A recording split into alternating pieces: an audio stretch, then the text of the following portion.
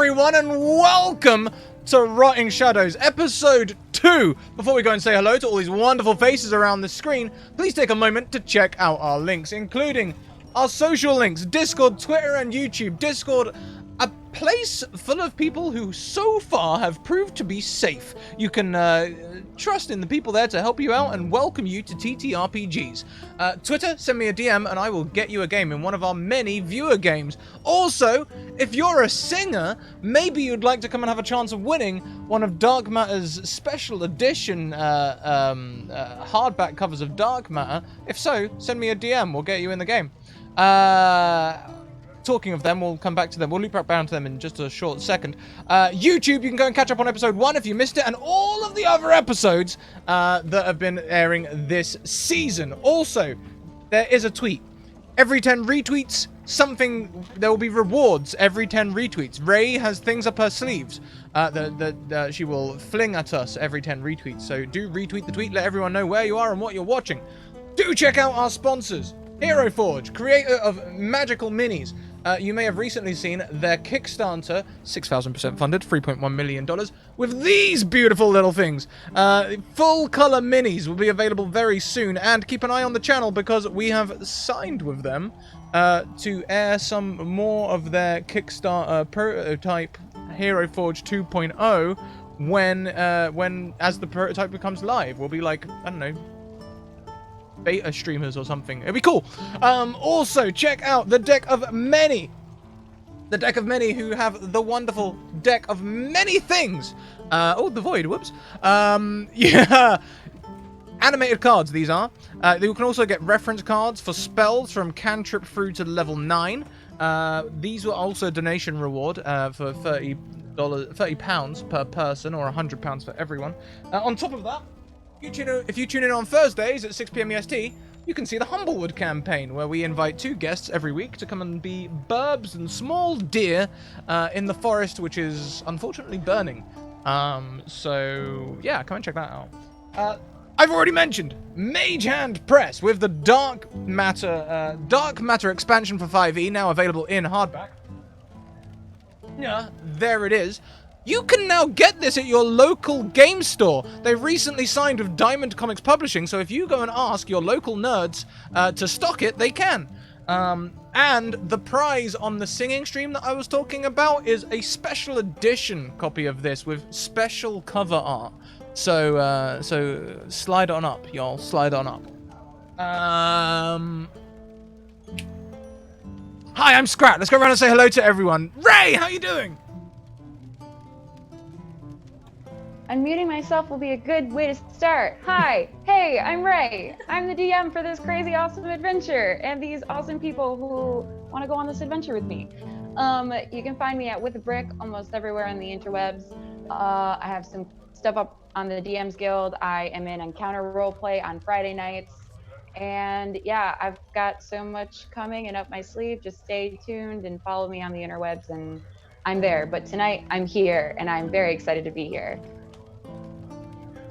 Boom.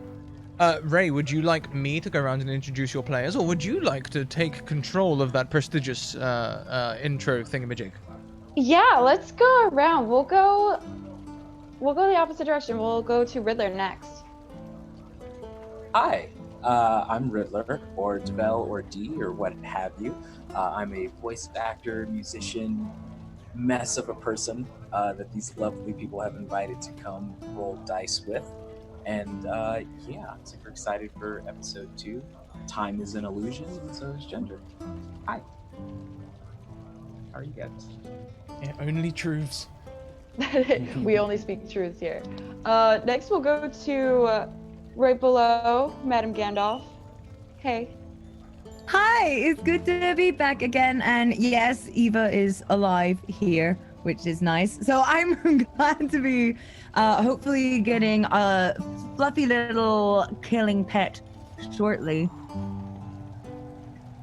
I am enjoying our little floof, our little ink blot. Yes.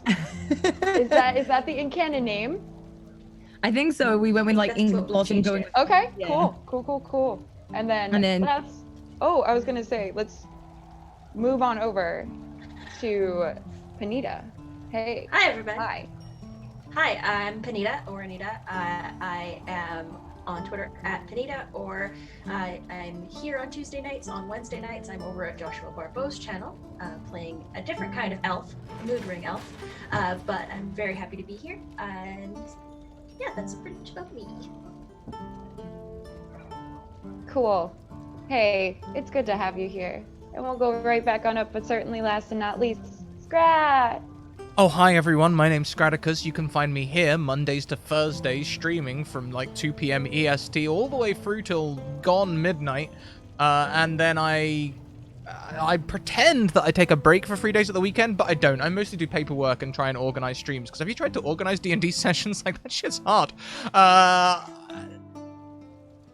This is too much of a window into my life. I'm scared. I'm playing Barry Knight, a wizard of fire.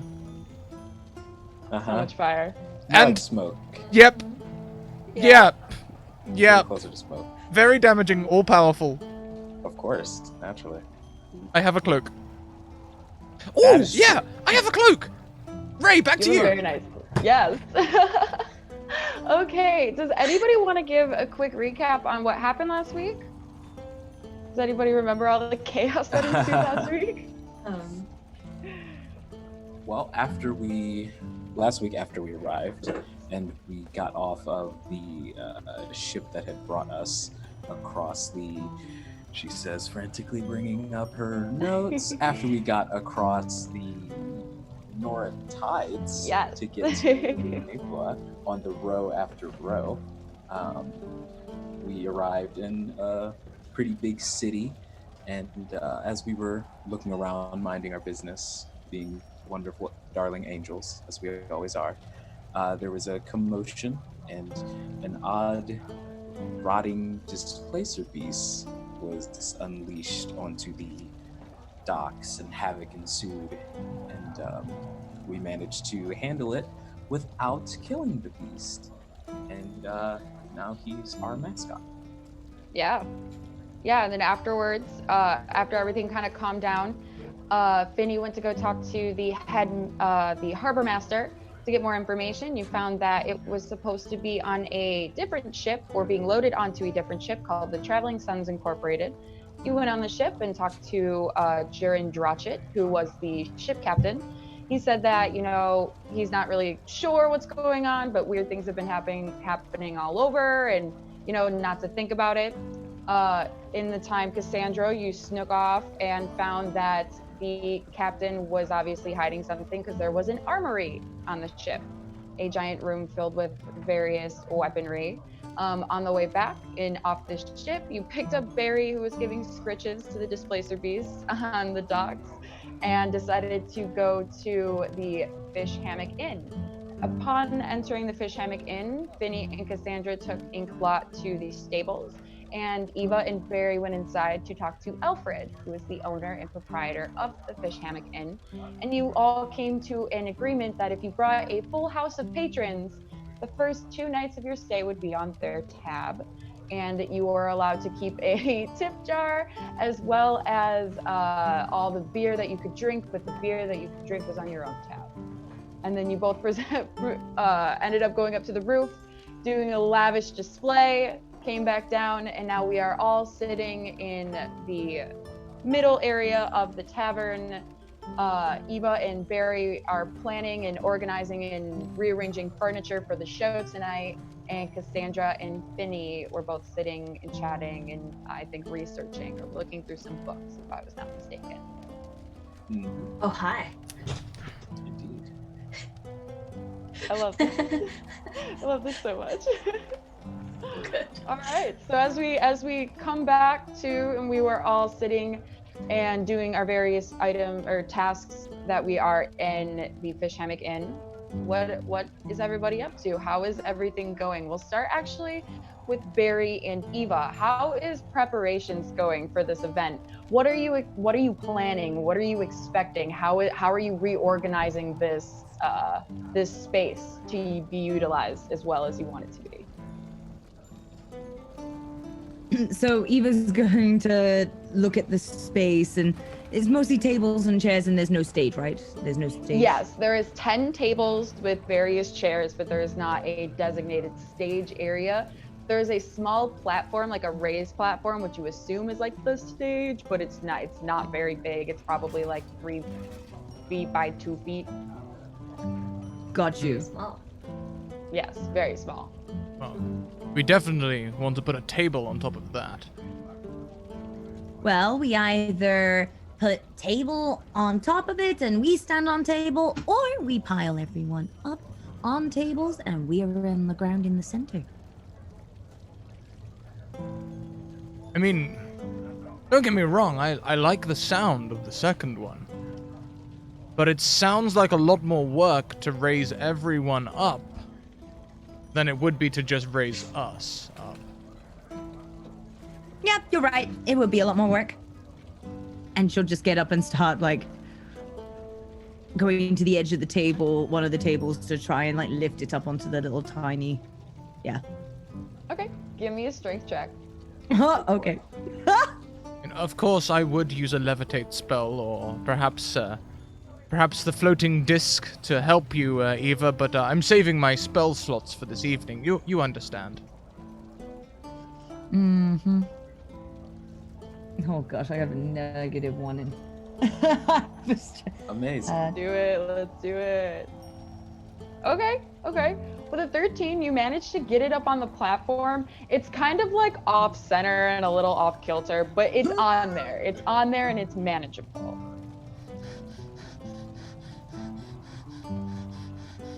Just one moment. I mean, that looks pretty good. She's gonna poke it to see if it wobbles. It doesn't wobble. Well, good enough. We'll And make while it this work. And while this is going on, what are Cassandra and Finny doing? Fiddy has been tasked with going through his books to find something about the unwinding clock, I believe. Okay. Cassandra had asked. Seemed an interesting diversion. Yeah, absolutely. You can roll me. Let's see what this will be. I had to write so much about this. You can choose either history or arcana. I'll take Arcana. Okay. Please.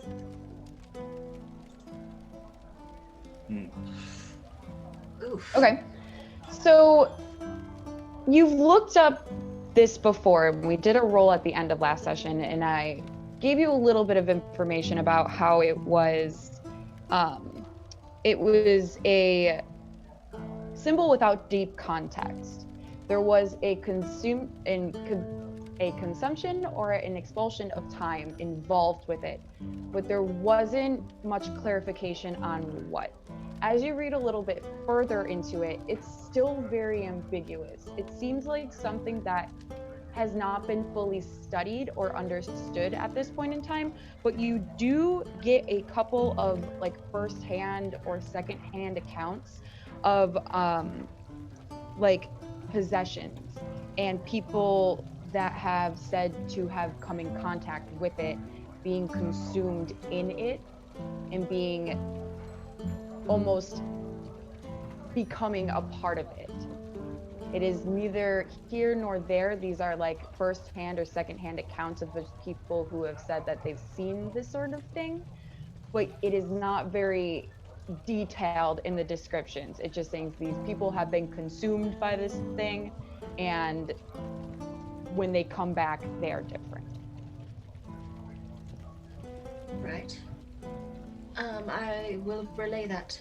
Apologies, Ms. Knox. I don't believe that I could find much more than what I had initially found. Some ghost stories, secondhand accounts, mostly about possessions. People who are changed by this entity, but nothing concrete, I'm afraid. At least not in books that I have. Well, thank you for looking up what you could. I appreciate it. It was an interesting diversion for the time. I think I might go and check on our little friend in the stables. Make sure he's getting along quite well. I'll They're keep getting trying along quite to. well. I need to do another medicine check, perhaps. I'll keep trying to get a better idea of what exactly this sludge is. Yes, that would be quite prudent. Perhaps something that could be done in more quiet environments. Probably Might a be good best. idea. And Cassandra will start making her way up towards the room and like see Ava like struggling with the table and like consider going over to help. Just return, continuing up the stairs into the room. Cool. And so as you go up to the stairs and into the room, you go down to the one that you had been told is yours. You have the key. You go, and do you choose the one that is in the most corner or the second to last door on the right? Just a quick interjection. First of all, thank you very much to all the subscribers who started off, and also to Dozer Black, who donated our first advantage for free. The first person to use an advantage gets it for free. We also all have advantages left over from last week. We have hit 10 retweets already, is why I'm interjecting. Thank you very much, HTT Paladin, for coming in and rolling a 1 on the D100 for our Wild Magic Surge. Oh. Okay. Or similar Oh, joy. effect. Ray, I put that in your capable hands, and fear for all our lives. Oh no. Okay, I'm gonna have to find a new table because this table does not help me out with a roll of a 1. So give me a hot second. Valid.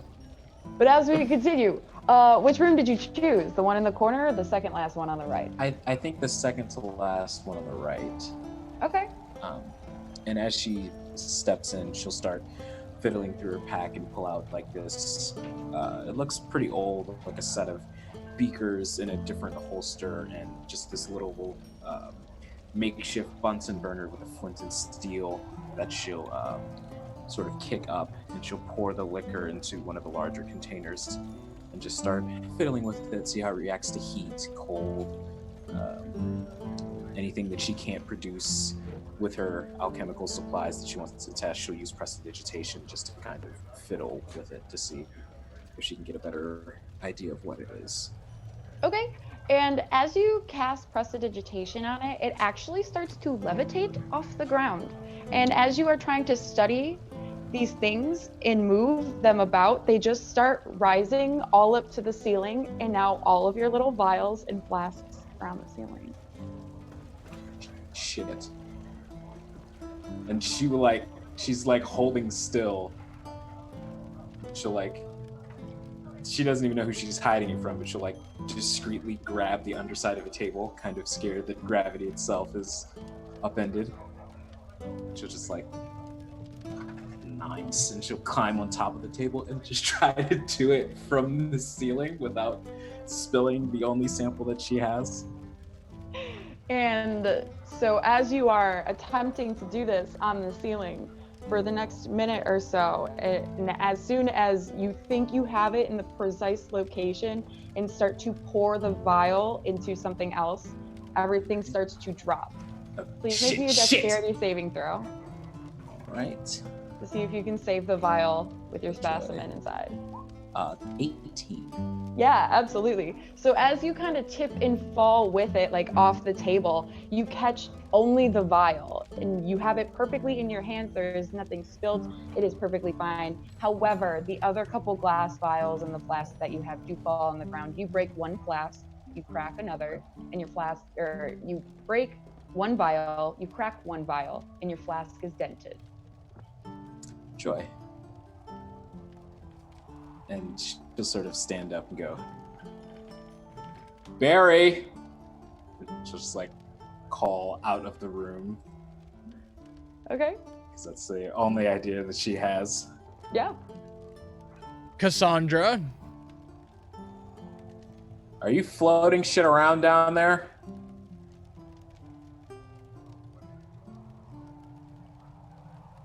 looks up from his heady pint. No. Insight check. Absolutely, go ahead.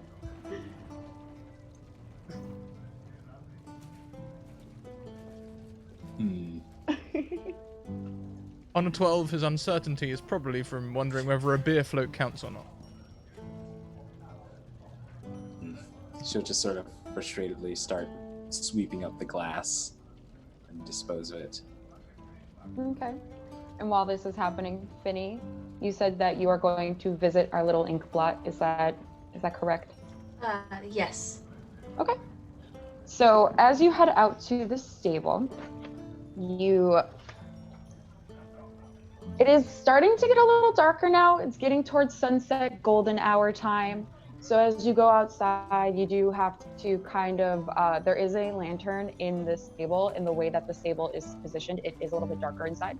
So you can see in dim light, but you can take the lantern off and bring it with you if you'd like.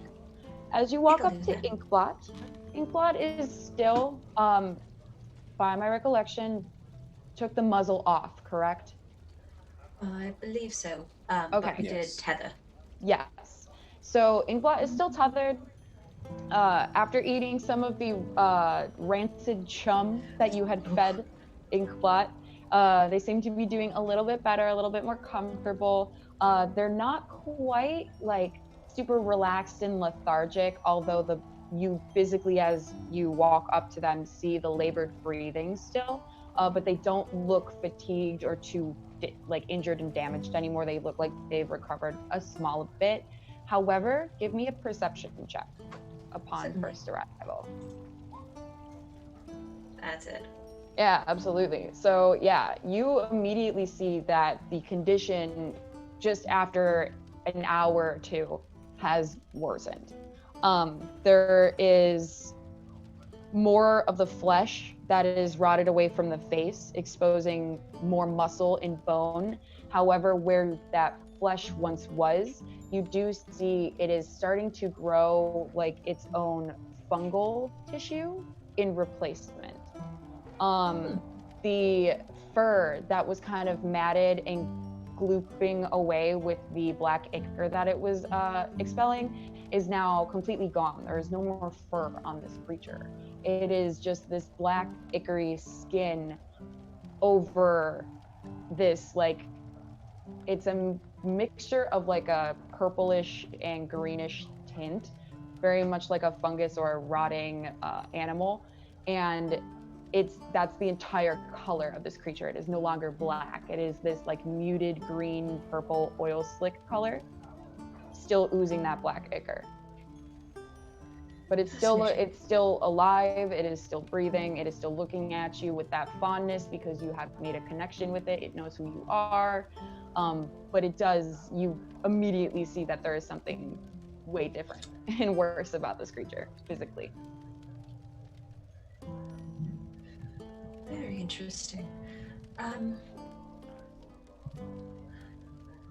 Would I be able to attempt, I'd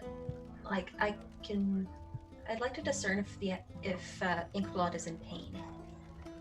Yeah, if you want to do a medicine check, absolutely, yeah. Okay. Awesome. So with that, you absolutely discern that Inkblot is not in pain. They don't seem to be in physical pain based on the condition. The only thing that you ascertain from the physical condition being a problem is the labored breathing, the more heavy, high, and fall of the chest. Almost like it has asthma and it was running and it needs to catch up on its breath. That's how it's consistently breathing. Just that very like wheezy in and out, very deep.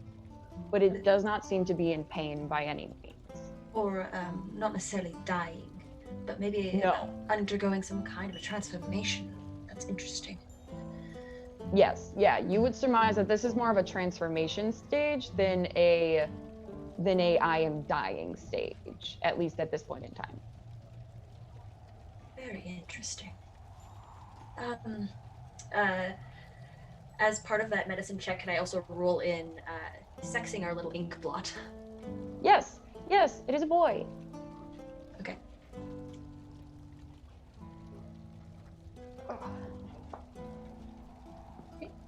I'm.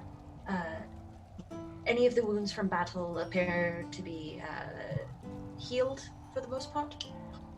Very good question. No. Okay. If anything, they seem worse.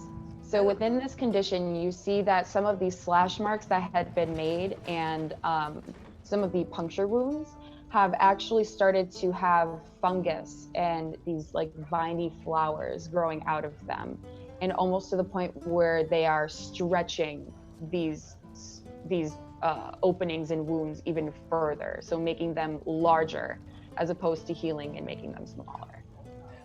Very strange. I think I have one more spell slot. I would like to throw a second level cure wounds Yeah. into ink So- again. Yeah, so as you throw this cast wounds over the creature, you see it once again kind of like, this time it more glides over. You see that wave come out, that very familiar arcane wave come out and sort of gently graze over the creature like a wind over a prairie field. It's very beautiful.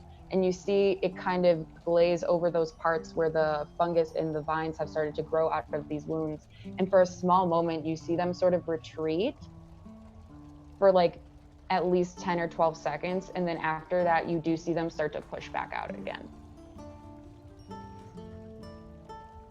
Oh, curious.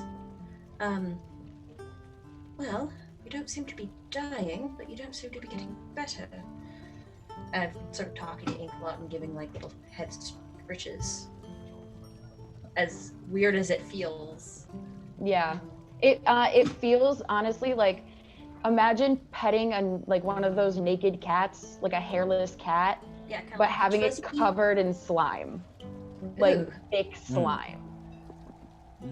Well, I'm definitely going to wash my hands after this, but you seem to be comforted by it.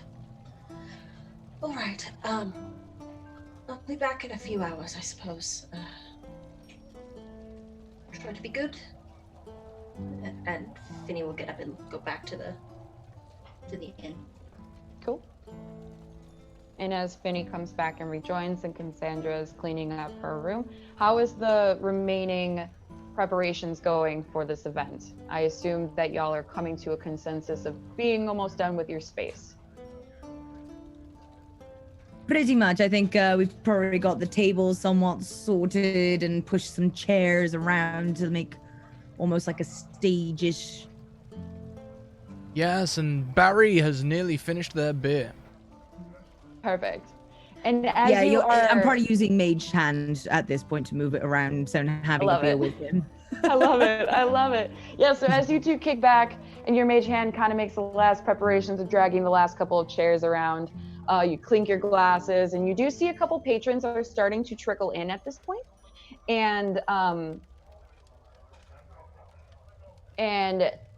Alfred, forgot his name. Alfred comes around from the bar with a pint in his hand himself, and he comes up and puts it down on the table and like clinks it to you without you both noticing, and gestures around the room. Oh, seems you got a whole setup going on for this show. Apparently, is it supposed to be this big of a deal?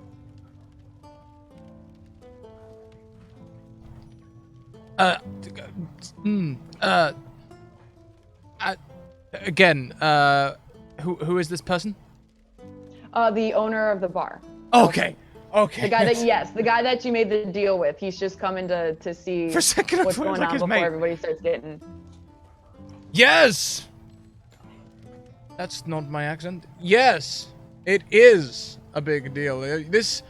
You may not realize it, my good chap, but this will be our maiden performance on these lands. We got off the boat just yesterday. Or I, rather, and Eva is quickly becoming my assistant. We met on the boat. Isn't she lovely? Isn't she wonderful?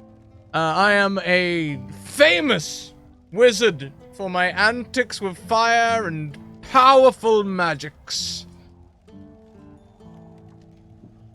Powerful magics. Heard. And he clinks your glass again, takes another sip of his beer. He slams it down on the table and says, well, as long as you bring me my patrons, we won't have any problems. And then he picks it back up and starts walking towards the bar. Hold as on, he Alfred. turns around. What say we up the stakes? Oh God. He like kind of scratches on his chin for a second and gives you a look. What kind of stakes are we talking? Well, I mean, at the moment, we fill your bar with business and get free bed and board. Why don't we float, say, 100 dragons on it as well? The 100 dragons. Do you Sorry. mean real dragons? No, sorry, gold pieces. Is that not slang around here? No. But, alright, 100 gold you say. Are you that confident? I have never been more confident in my life, and I swoosh my cloak. You see the anime twinkle in his eye for a minute. He is charmed by your billowing cloak. Oh yes, because it does billow a lot. Prestidigitation so that it does a little bit of a sparkle as he does it as well. Love it. So are you offering, let me get this straight, are you offering him 100 gold as like a bet? Are you betting that you're gonna bring in patrons? Yes. Okay. Yes, yeah. I am betting that I will fill his bar with patrons. 100 gold is the wager. Don't ask me if I'm good for it, Ray. You're gonna have to give me a persuasion check. There are a few things that please me less. Into doing this.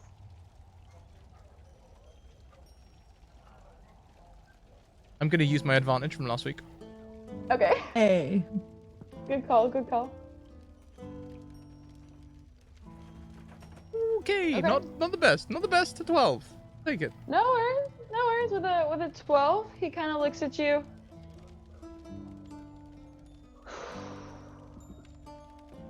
I'm gonna regret this in the morning, I can already tell. But he extends a hand. He's like, you got yourself a deal. You fill my bar with patrons.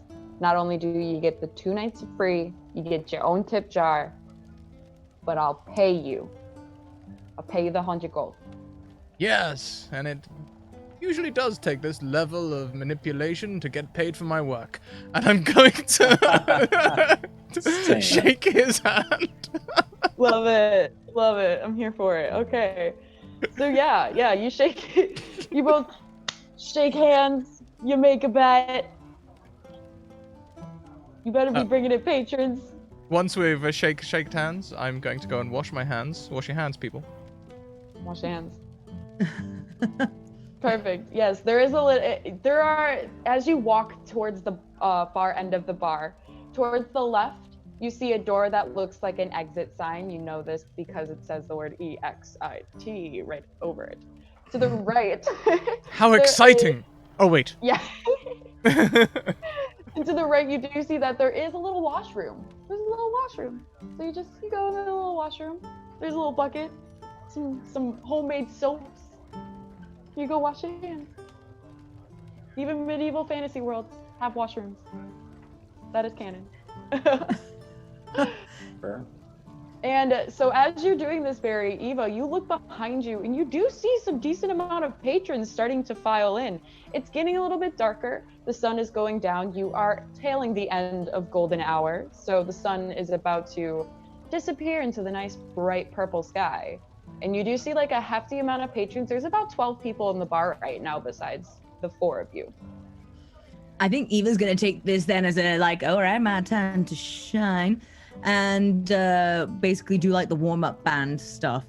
You know, while everyone's still coming in, she'll be there making sure that the music is there with something like quite jaunty and like energetic, so that people are coming in and they can hopefully feel the energy, feel the excitement, feel the humdrum and the hubbub. Just as people start coming in, I'm going to quickly do a lap of the place before, like, hiding away backstage. And I'm going to prestidigitate the place so it smells like fresh hops. Oh, I love it. Yes, absolutely.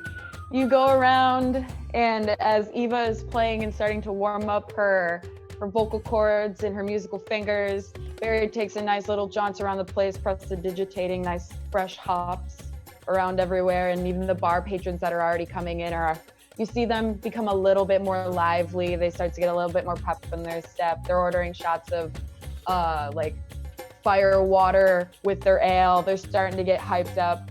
And as this is going on, the beginnings of this fun and festive evening, Finny, you are returning into the establishment from the stables. What are you going to be up to? What are you up to now? Wash my hands. Wash your hands. Wash your hands. And then I'll find a quiet place to read in the back corner. I don't really care for watching the performances. Yeah, absolutely. So you find yourself to see how it turns out. You find yourself nestled back towards where I said that the exit door was. So in the back left of the bar in the establishment, you find a table that seems to be not taken yet. It is kind of close to the bar, but it is in the like a kiddie corner behind the staircase. So it's like a little seclusion. You have a little bit of a buffer from the sound, and there is a nice little lantern already on the table for you for reading. Excellent. And I'll begin perusing the new book that I just purchased. Yeah, oh, absolutely. That one was The Tales of Neofa, the local local legends and lore. Roll me a history check as you peruse this book. Actually, no, just make it straight intelligence, because you're just reading. Certainly.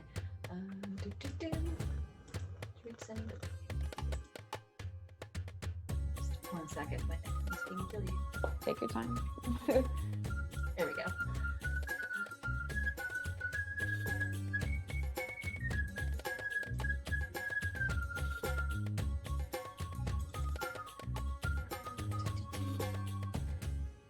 Here we go. Oh, awesome.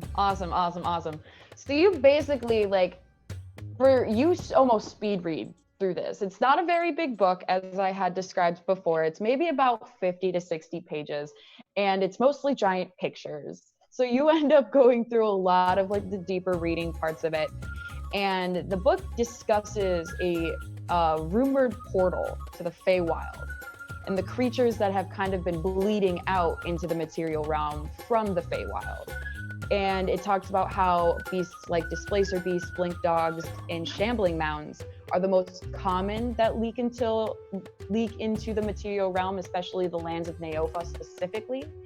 There is a very common sighting of all types of the more the lesser Fey of the Feywild. And then it talks about how unicorns, pixie dragons, and treants are some of the most rare. And there have been some small sightings here and there throughout the lands between what you read as the Ablewood Wilderness and some as far as Paramus Rise, which is the highest peak in the mountain range across the continent. It also talks about the portal lying somewhere between that same region. Nobody is really quite sure exactly where it is. However, it has been rumored to be closer to the Ablewood Wilderness, and that's where more concentration of these sort of rarer Fey beasts have been seen. Fascinating. All right. And yeah, I'll just take my notes. I'm going to see if later on, probably tomorrow, I'll look about finding a map. Absolutely, yeah. And while Finny is reading, Cassandra, how is cleaning up your room going? What are you up to? Well, she cut herself like 3 times. And once that's done, she'll probably just come back downstairs and seeing that Ava's busy and Barry is nowhere really to be seen, I guess she'll just settle up to Finny unless she sees anyone that appears particularly interesting. Or is it just like normal townsfolk? Yeah, well, give me a perception check as you're kind of perusing the people. And as this is all going on too, and Eva is playing and warming up, and Barry is washing his hands and coming back, like you do see there are a good amount of people now filing in. Like it is a consistent stream of people that have been entering and exiting and sort of like perusing around and picking chairs in odd places to sit, as per the arrangement that Eva and Barry have established. And with the 13, you do see some interesting types of folks. A lot of the exotic, like hybrid type of folk, you do see like an elephant person in the room, you see a rhino person, you see a whale shark person, like a massive brutish shark of a man. And in the corner of the room, you do see a group of men and women who have kind of gotten together and picked a table. When people go in as a group and they kind of just stake out one location, they have staked out the rightmost corner of the bar and are all sitting down having giant tankards of ale. You do see a man who has like this weird glasses contraption over his head with like a magnifying glass, working on a giant sheet of paper as people around him are like clinking glasses and like sitting them down and like spilling onto the paper, and he freaks out for a moment and tries to like clean it up real quick before he goes back to working on whatever he's working on in the paper in the midst of this like giant group of people. And then a couple of people towards the middle of the room, you see a group of 2 women and a man sitting together at one of the tables. They seem to be talking in hunched and hushed over voices, like very close contact towards each other. And you can't really surmise if it's because they are talking about something specific or if it's just because it's getting kind of loud in here. But you do see those 2 distinguishing groups of people starting to form. I'll saunter up to the fellow with the glasses contraption on their head. Yeah. So as you walk up, you see a slightly older man. He is got gray, kind of like scraggly hair. It's long on one side and it's kind of short and patchy and kind of like shaved on the other. It's an inconsistent haircut, you assume, because he's just not keeping himself together. He's a little frantic in the way that he's moving and the way that he is kind of like interacting with everybody. He's got like the headband on, and strapped to it is the little magnifying glass that is working on some tiny detail you see on this piece of paper. And then as you move close, you do see that he is working on a map. And he's working on a map of, it seems to be a coastline, and he's working kind of on the finer details of the compass rows on the bottom corner. He's kind of making all the nice filigree at the moment. And as people are kind of slamming their tankards around and screaming and kind of jostling each other, you can see that, he is trying to shed himself from the group as much as possible, but stay with them. He just kind of looks up at you and then looks back down and starts doing his thing. I don't know that this is the best place to work on something that delicate. Well, I would have stayed on the ship, but they insisted I come along, and so here I am, working on the map, because if I don't get this to the captain by tomorrow morning, we can't set sail, and everything will be my fault. So here I am in the middle of a tavern, working on a map. You're a cartographer then. It's what they hired me on to do. It's the only thing I'm here for. I'm honestly not good at anything else they do, but they insist I always come along. You do seem like the kind of person who needs to relax every now and again. It would be nice if only I was given the leisure. Is this a map of Neofa? Yeah, at least part of the coast that we've sailed around. Just mostly, over from the eastern part of Ophia around to the western part. It's pretty big, the way that the city goes, so it's mostly just the city. We really haven't gone too far out of it yet, but I'm hoping to go around the entire coast and get a map of it eventually. Interesting. What's your name?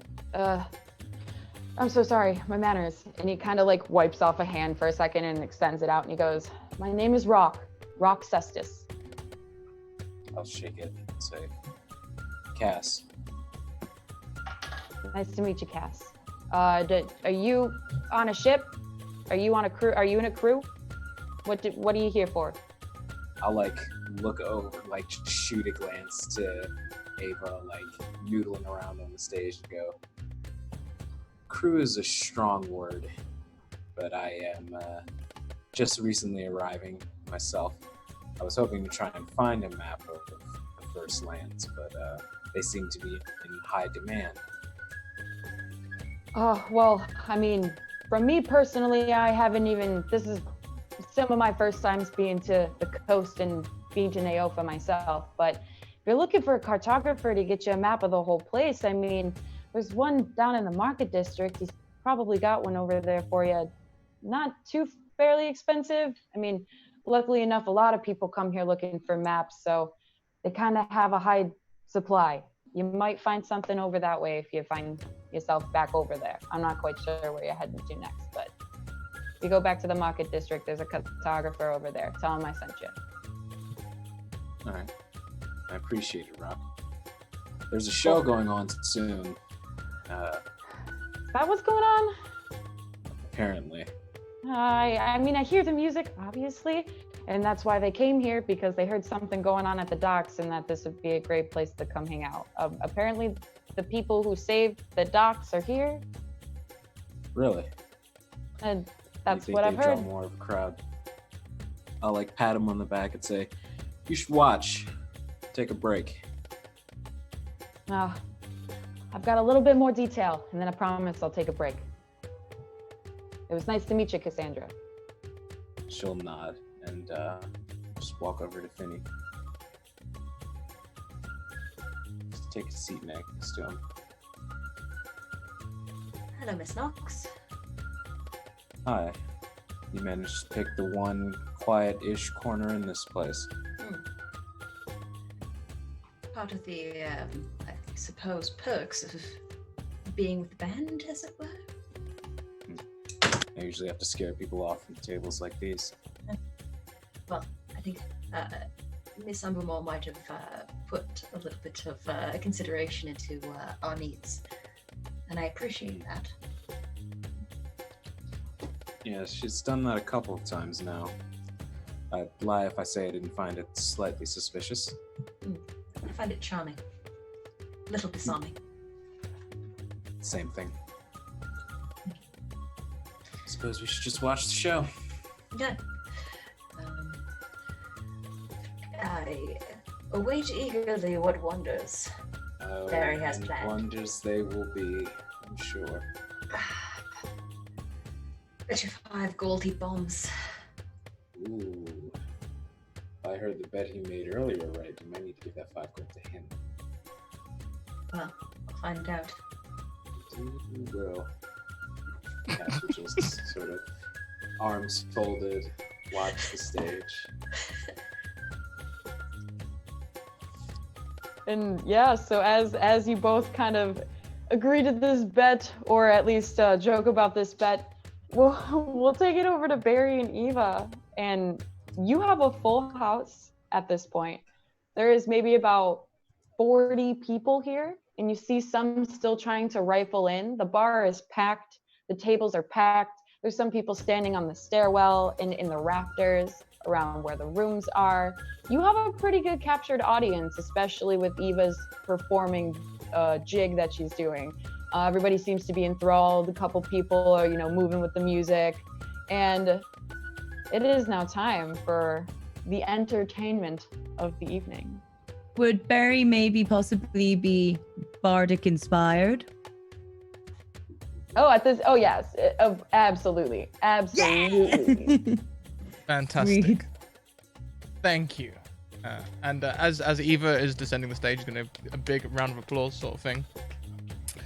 Going to take Everyone's clapping. a cloth from his sleeve that he is going to produce.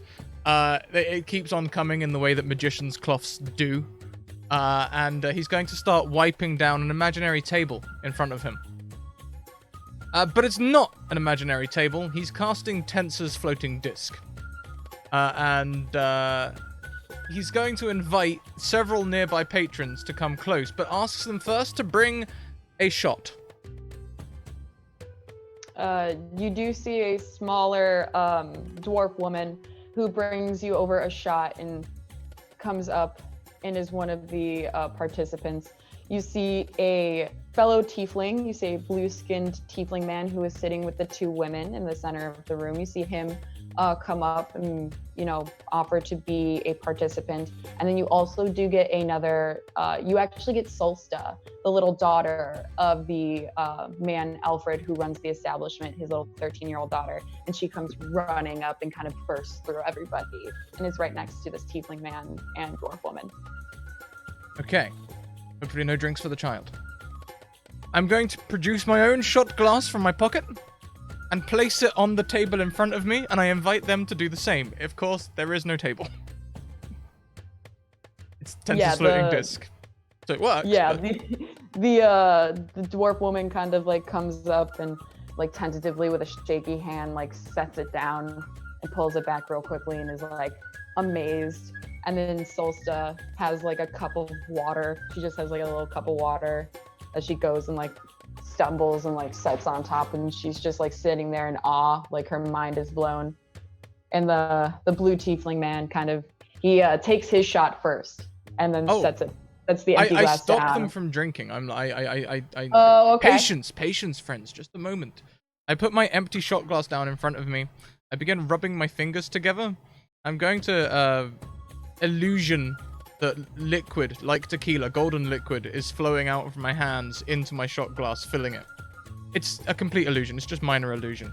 I'm going to spend 6 seconds doing somatic things and waving over their glasses. It's very theatrical, but also very necessary for spell casting. Give me a performance check. Sure. To see how encapsulated. Okay. Everyone's there with you. They're participating. They're there with you.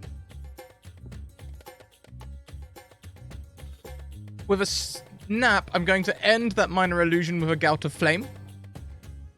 And invite them to push their glasses close together. So there's now a tight ring of glasses. They're all really close together. I'm going to put my finger in the middle and prestidigitate to light all the drinks at once. Oh, I love it. I love it. And as soon as you light it, everyone starts clapping, and the participants in the front are amazed. Solsta is just head over heels in love with what she's seeing. The blue tiefling shoots you like a little side-eye wink, and the dwarf woman is like, in like her glory, she's just like, oh, wow, oh. And everyone's clapping, and you have the crowd with you. I will invite them all to take their drinks. Taking mine also, but mine's imaginary. And as they take them all, I would like to cast darkness on the room. Okay, yeah. So they take their drinks. Solsta drinks from her water cup, and as you do so, you cast darkness in the room. And how big is the area effect? Let's pocket, shall we? Radius? I think you get almost the entire 15-foot radius, so 30 feet across. 15-foot radius. Okay. So yeah, so you pretty much get the entire room up to the bar. Like you get everything from where you are up into where the bar is. Perfect. So the bar can still see? Yes. Yes, the bar can see, but it just sees black. And then the people who are like in between it are kind of like just money sticking out of the darkness. Yeah, exactly. That is exactly what it looks like. So like a normal bar, basically. Yeah, pretty exactly. much. Yeah, you can't see faces from the trees.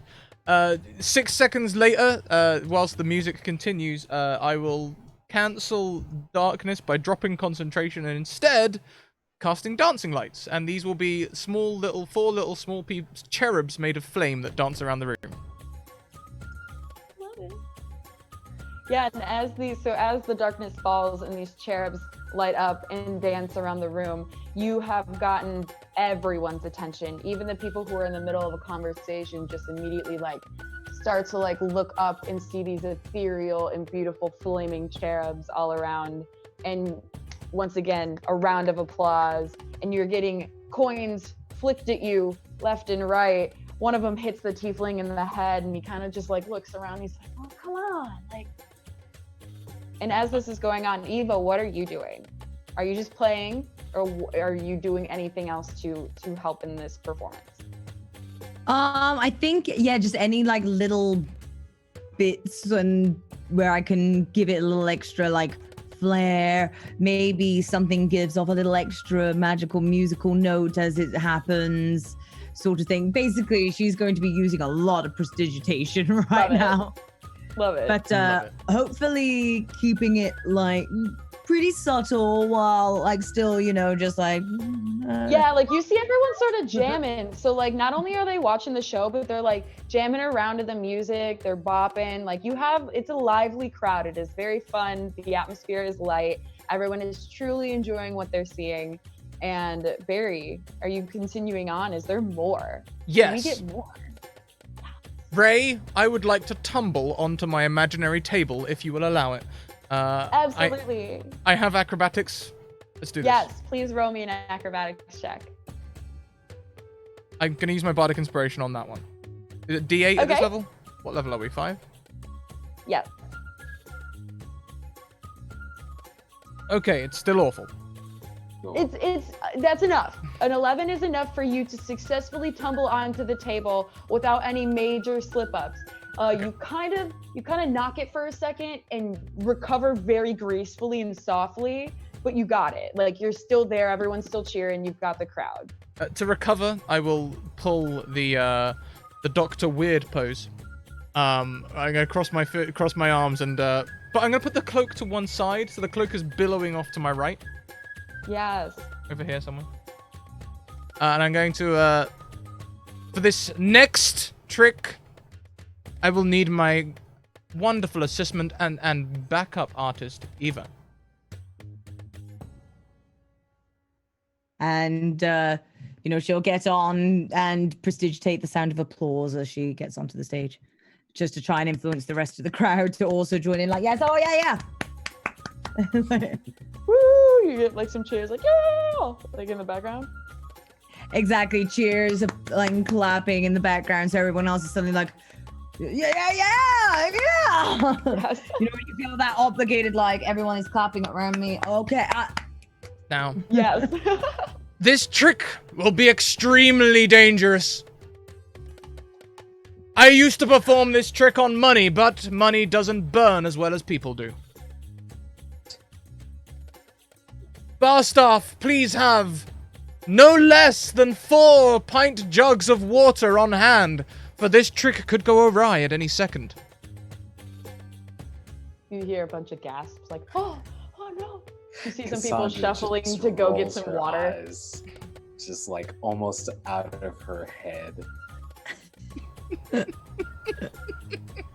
You see people come back and they have like literally like 4 pints of water set up in front of the little makeshift stage now.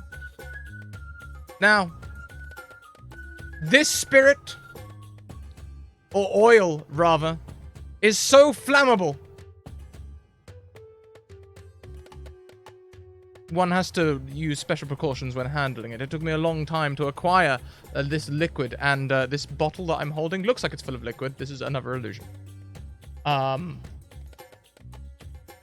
Into this jug, I am going to pour half a pint of water. On top of that water, I am going to pour half a pint of this ridiculously flammable fluid. I am going to drink the water, the jug, in its entirety.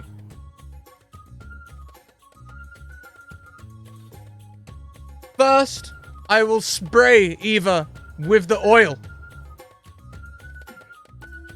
Eva will be lit on fire, and then I will continue to douse Eva until I am dousing her with water once more.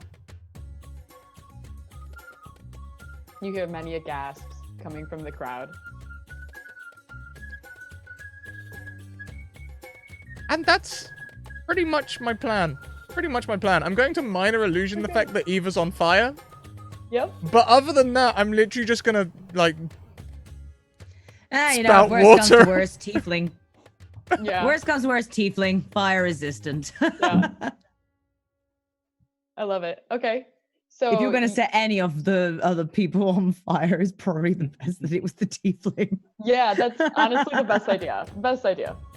So yeah, you illusion. Are you minor or major illusioning? her That being on depends, fire? because I will open this up. Now, Eva is my assistant, and we have done this many times together, but some of you may fear that means it is a trick. Do any of you dare take her place or join her? Ooh, I'm gonna roll for that. Let's see if anybody volunteers. Yeah, you get 2 people that raise their hands. You get 1 person in that group that Cassandra had spoken to that you can assume is a pirate crew. You get the were shark man in the back, kind of like raising his big, bulky, beefy hand. And then you get there's a half-elf woman who is a little bit closer to the stage. She's been enthralled the entire time. You see the dwarf woman who went up there with you sitting next to her, and they're kind of like chatting. She raises her hand. There is a slight sweat on Barry's face. Mostly because his dice have not been hot tonight. Let's make this interesting. Not only will I douse you with oil first, why don't we cover you in flammable material? And I'm going to offer them the jug to pre-flaminate themselves. Yeah, so the were shark, like, once you say that, kind of like puts his fin hand down and just like is like, no thanks, I'm okay, actually, I'm just gonna sit here and drink.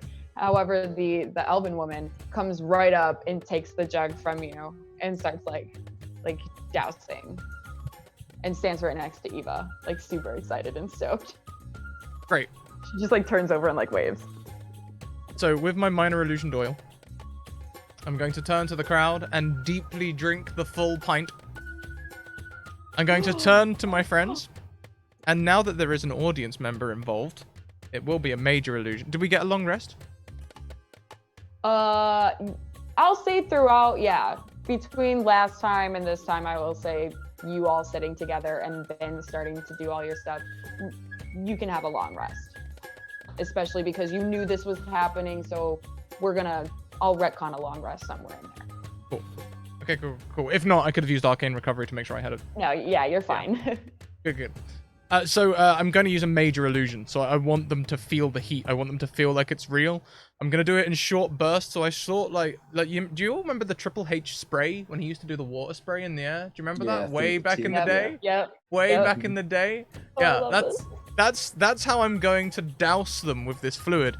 But as I do so, I'm going to be holding a flaming rag that I'm going to chop at the fluid with, so it looks like it bursts into flame as it leaves my mouth. Oh, I love it. And will also then set them on fire, and it feels very real. It's a major illusion. It feels like very hot, not enough to hurt, and their clothes will be undamaged because it is an illusion, but it feels really real. And I will continue to do this until I think I've done about half a pint of water in this spray motion, and then I will start to make it look like it's being doused by water. But in reality, I've just sprayed them with water for about a minute. Yeah, so while this is going on, you are getting gasps. Like, people are like, oh my goodness, that woman. Oh my goodness, what's gonna happen? And they're looking between Eva and this elven woman and Eva and this elven woman, and they are just absolutely like enthralled. You have them at the edge of their seats, and once you start to douse them, and they start to come down and the flames start to die out, you just get the most rowdiest applause. Like, people are going insane. They think this is the most real thing that they've ever felt and seen. The people in the front are touching their faces because they're warm. You have this crowd in the palm of your hand, and they are so ecstatic. You've got people hooting and hollering, grabbing beers, clanking tankards. Like, people are stoked on this magic show. Great. Once they are fully doused, I'm going to turn to everyone and I'd say to the room, if you seek me, I will be at the bottom of one of the bottles on the top shelf of the bar. And I'm going to cast invisibility on myself and disappear. And drop Tensor's disc as well, and just drop the whole thing, and just get out. That's it. Act over. Perfect. Yeah, people are applauding, and I assume that you put a tip jar out already, but people just start flicking coins after coins after coins, and they are just piddling all over the front of the stage. Yeah, I think Eva will probably be there helping to like gather all the coins.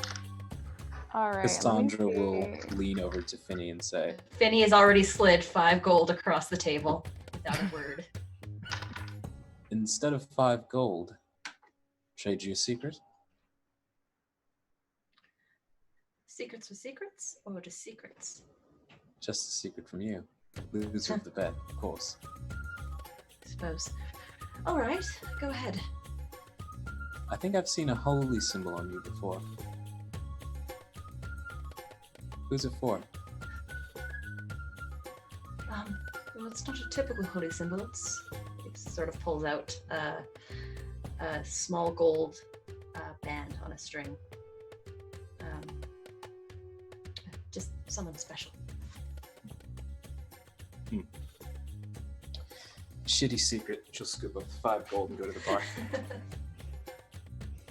And Eva, did you say you were collecting the gold? Did somebody say that? Okay. Yeah, You pick up 66 gold pieces. Whew. Nice, and just tips alone. Okay.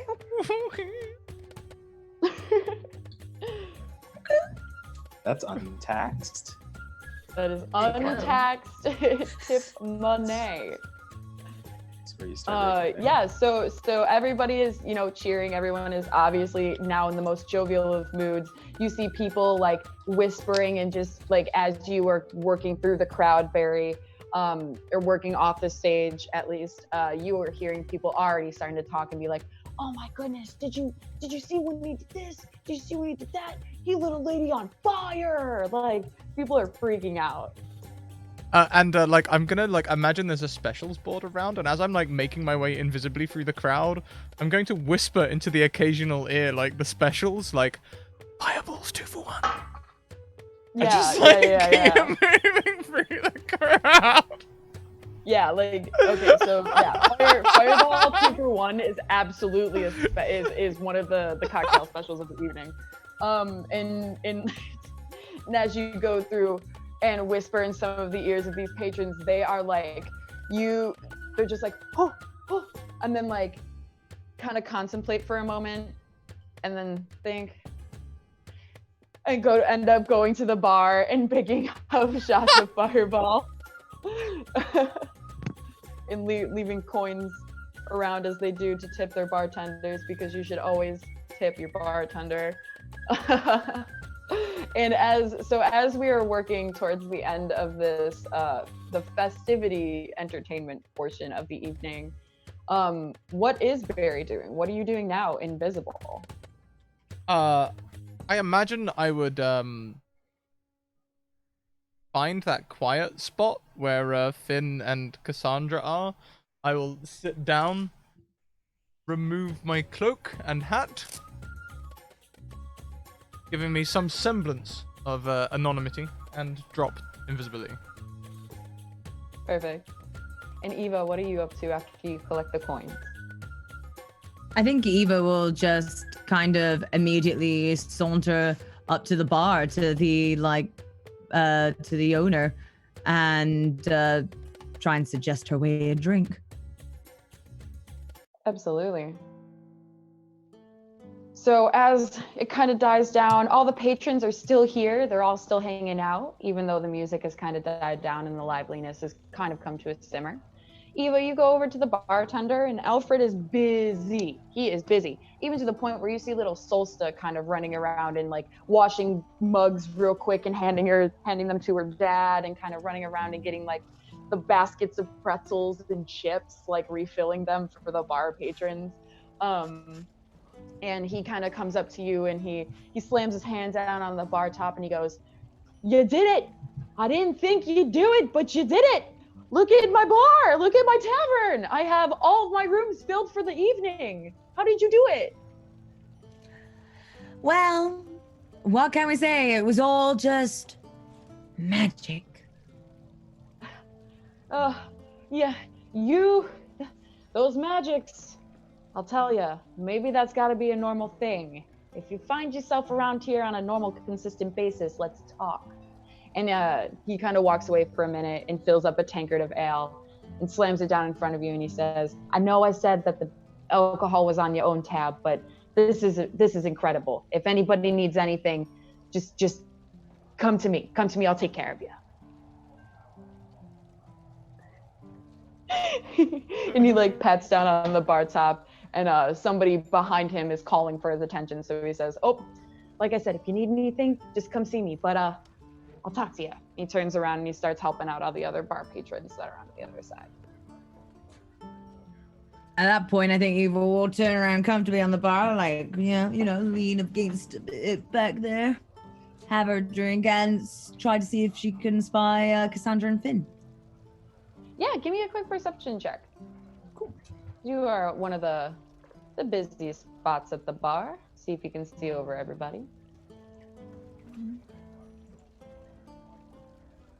Oh yeah, absolutely. So as you kind of peruse, you and those sharp tiefling eyes of yours kind of dart around the room, and you immediately go over to the right side of the bar if you're looking outwards, left side if you're looking towards the bar. You find that little alcove where everybody's kind of sitting, and as you do, you see Barry just reappearing out of his invisibility state, and they're all just kind of sitting at the table. Finney's got some books out, and Cassandra's sitting there, or Cassandra you see is actually walking towards you, going towards the bar. So Cassandra's walking up towards you, but you do see Finney and Barry sitting at the table behind them. Then I think spying that Cassandra's on the way over, she'll stay put. Hey, you. So, Mr. Knight, I believe I owe you an apology, Mr. Knight. Oh, Earlier today with our Mr. Knox, I called you, your brand of magic, how did I put it? Impressive, but highly ineffectual. And see, now that's not true. tell me more. Well, you do make an effect on people. You change their lives, and that's a fair sight more than what I think that mine does. And he'll just sort of quietly go back to his reading. Thank you very much, Finn. I appreciate that. Finny, but yes. Oh, sorry. So, It's all right. Yes? well, I mean, what brought you across the ocean, eh? Thought I was searching for something for quite some time. I'm a bit of a researcher. Looking into the nature of the divine. Perhaps the secrets that lie within. You mean like a cleric, a paladin, or a... those sort of things? I suppose a cleric might be the most apt description. I heal, yes. Good to know. I tend to the wounded. I also know healing spells, of course. Naturally. Though I have a feeling that yours might not be as potent in some respects. Yes, that is very true. But tell me, have you heard of a thing? It was made by a man named Bo. Plassey was his name. And he invented an effect, and he's gonna launch into this whole speech about, the normal placebo speech that you can like take sugar pills and it'll work, and like all of that sort of stuff. Yeah. Amazing. I love it. Cassandra will see that she's walking towards Ava and go, "You drink?"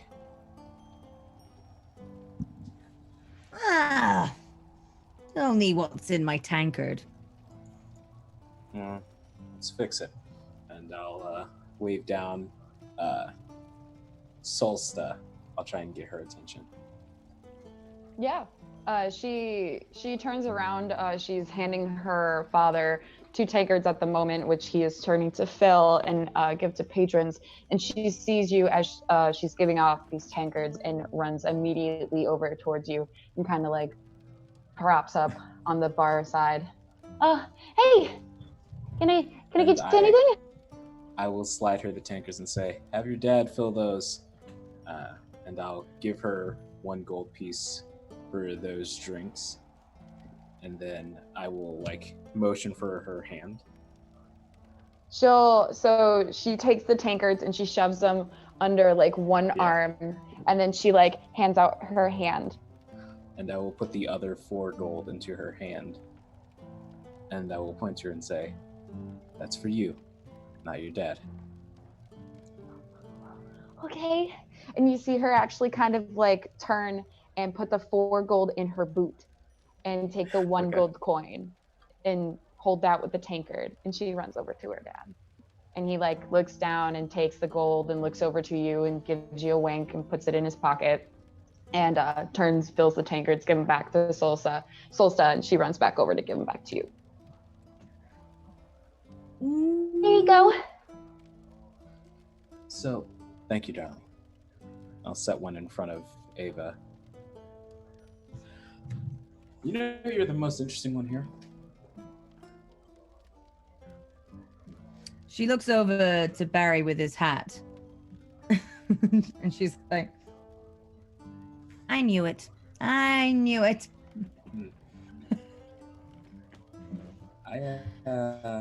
gotten a good gauge for Finny, and Barry is broad, let's say.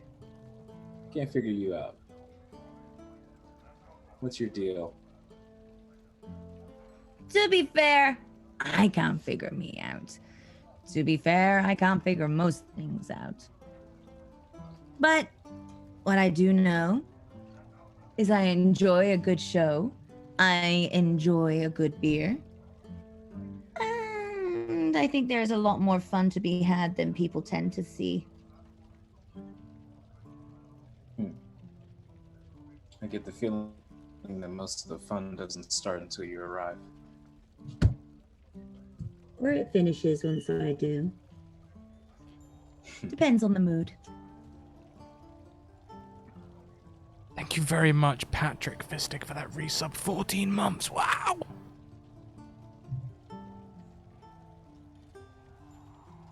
Well,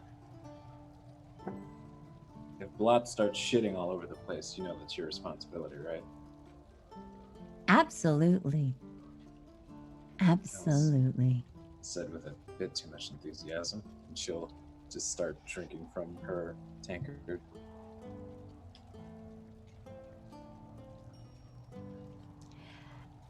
Eva is going to kind of look down at her drink a little bit more at this point and just kind of take in exactly what Cassandra said here about like can't quite put a pin on you yet. She's really thinking on that a lot. Okay. Cass will just sort of people watch while she drinks. Yeah. And so as you people watch and Eva, as you kind of get a little yeah. Oh, sorry, I think she would actually say a quick thing to Cass. Can you repeat that one time? My audio cut out. Yeah, no worries. Yeah, I think she would actually eventually like turn to Cass and just say like, well, what about you? What's your purpose in all this? Why would you come to here? I have to find something. Or someone. Somewhere. I don't know, it's a riddle. I hate riddles. She'll drink. Oh gosh, you're lost within a lost cause. Lost within a lost... Well, not lost cause, but... There's a I'll lot sort of like, losses. peek into her cup and say, "Is yours stronger than mine?" Maybe, maybe. I don't know what is going on, but it seems to me if you're following a riddle, that you're kind of asking to be lost. Unless you already knew the answer to the riddle before you started your journey.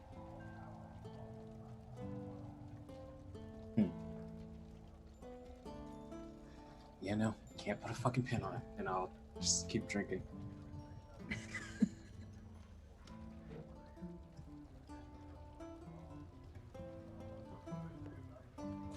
And how is the conversation with Finny and Barry going? And So you're- after all, So you're telling me yes, that when this Beau Plassey, he found that there was some sort of strange effect when a person would take something that was as innocuous as a sugar pill. well, yes, I told you about the study, you know, control groups, non-control groups, and they had very similar results. All the ones who had pills, be them actual medicine or not, showed results. And I'm surprised you're surprised. After all, you are a researcher of faith. And is it not true that some things cannot be cured with a simple cure wound spell? Some things are more long-lasting, and it truly takes those resolute of faith and belief to endure them. I suppose. My faith is a bit finicky. More Is that so a than pun, most. I suppose so. Is that an accidental pun, Finny? It was a little bit of a puncident, I apologize. No, that's incredible. It's a good skill to accidentally pun. It shows that you've got wit, even though you don't realize it. Perhaps you should write prose. Maybe or some other things that you don't know about. Well, I understand the idea that perhaps putting faith in something as small as a pill might, even though mildly ineffectual, might produce results. My faith is a bit more finicky than that. Again, I don't really know if I should refer to them as a deity. Path I follow, bit of an accidental one, bit of a mishap. You're accidentally following your deity. Well, I kind of, yeah, I suppose you could say that, yes. It wasn't accidental at first, but, yes, I suppose. Did you happen to fall into a temple at a crucial moment in some kind of ritual, or were you perhaps wandering through the heavens and fell in love with perhaps a god? Are you deity with your deity? Something like that, but nothing so exciting, I suppose. My partner and I, we were researchers. Researching the divine. In our journeys, we stumbled across a scroll, and, well, they read it, and I got left with this, and I don't know where they are. As you say that, Finny, you get the smallest tinge of the smell of lilacs. Oh. Yes. So hang on a minute. What is your partner? Excuse me for grilling you with questions, but this is most intriguing. And if I get too much, do let me know. It's supposed to be relaxing after all, but I will persevere for now. Was it your partner who has become your deity? Are you faithful in finding your partner, or was the scroll something to do with a deity, and this is the proof that you need? Well, enlighten me. think it might have unlocked something within them. Oh. Some fragment, perhaps, of divinity. When I awoke, I've heard about that. Our home was ruined, and I was left alone. But I could still sense them from time to time. Casting a spell. That was the first sign. I get twinges, memories. I don't remember anything about them. Their name escapes me. Here's my last name escapes me. That's why I'm only Finny. Seems they took that in the divorce too. Hang on, divorce. That was that what the scroll was? Are you referring to it as a divorce paper? That seems like a cold joke to play. A bit of a morbid sense of humor, I suppose. So, I mean, I've heard about this sort of thing. You know, the second cousins of old heroes having shards of divinity in them, and you know, becoming, I don't know, great, having greatness thrust upon them during the course of their lives because they never had to work a day. But I've never heard of someone being quite so close to it. It's usually a folklore. Well, you have no memory of None. Fragments occasionally. Just now, the smell of lilacs. Earlier, healing Ickblot, a faintest feeling. It's like I said, she's a bit capricious. They're a bit capricious.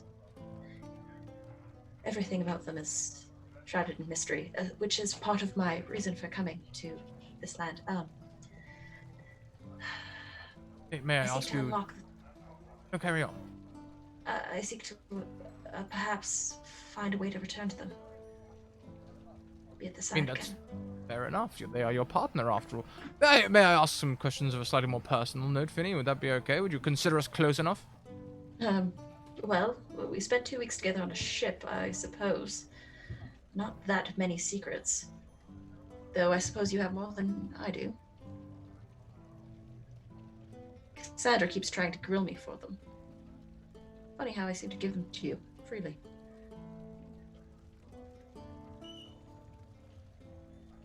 Must be my natural charisma. Perhaps.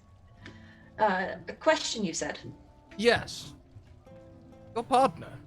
How well did you know them before, you obviously decided to marry them, which is a great devotion, lots of love and all of those good, things, commitment and all of that sort of thing. Did you, was it a rush thing? Did you fall deeply in love within a week, or had you known them for 20 years and this was a bit of a shock? Funny thing, I don't remember. The love's there. Oh. But I have not the foggiest of what our relationship was, even if it was romantic. Oh, I feel that, though. Goodness. What a riddle! A good story, wouldn't it?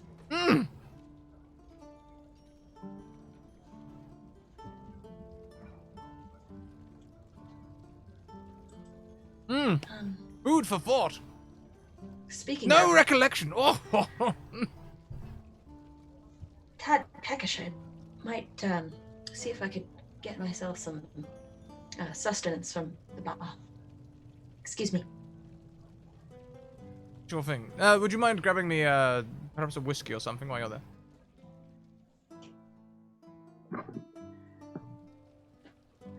All right, but you're paying. Just look at this place. I've got a funny feeling the barkeep will be giving us drinks for free. All right. His best stuff. Don't let him give me the cheap mark. Wouldn't stand for rot, bet. And Finny will get up and go to the bar. And Barry is gonna sit back in his chair and ponder this mystery. Oh my god! Oh, I love the personal lore drops. All right, so Finny, you get up, and as you're walking to the bar, you do come across Eva and Cassandra as well, who are kind of in the kiddie corner towards the end, right by the table. And as you go up, little Solsta runs back around, and she is kind of keeping an eye on that side of the table, or that side of the bar. And she kind of comes up and props herself up again. She goes, "Hi, do you need anything?"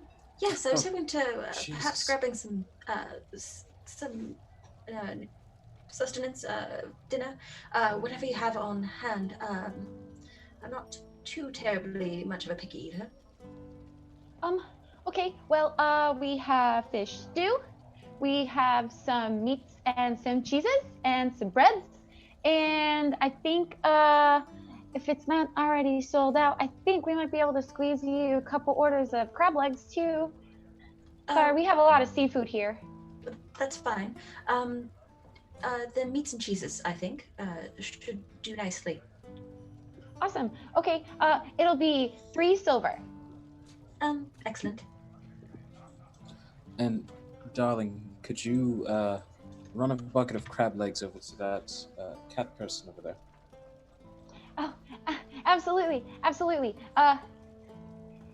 Well, actually, hold on one sec. And she goes and she runs down before taking your money, Finny. She goes and runs to her dad, and she like tugs on his shirt real quick, and she's like, come see. She like whispers in his ear, and he laughs and comes over to the end of the bar to talk to you himself. And he goes, "Oh, sorry about that. I told Eva, you all don't need to worry about anything this evening, anything you want on the house. I didn't expect this many people to come into my establishment, and this is the least I can do to repay you for such an honor. I haven't had this much business here in weeks." So she said meats and cheeses and some crab legs. Certainly. And I believe Mr. Knight would like some good whiskey, if you have it. Oh, give me 1 second. For him, anything. And he goes a couple steps away underneath the bar, and you see him take out a whole bottle, and it's about a third of the way empty, but the 2/3 that remain is a dark amber color. It's a nice, like, very rich brown liquor. And he just sets it on the table in front of all of you and grabs 4 glasses and pushes them towards you and says, "Here, my treat, my thing." Thank you, Alfred. Not a problem. Let me get that food for you. And he runs back. You see him go into the back room and, yelling at someone who you surmise is a cook back there, and comes back out, pops his head out and says, "It'll be ready in about 5 minutes for you." That's enough time for, 2 rounds of shots? I suppose. Do you want to take this back to the corner table with Barry? Oh, please.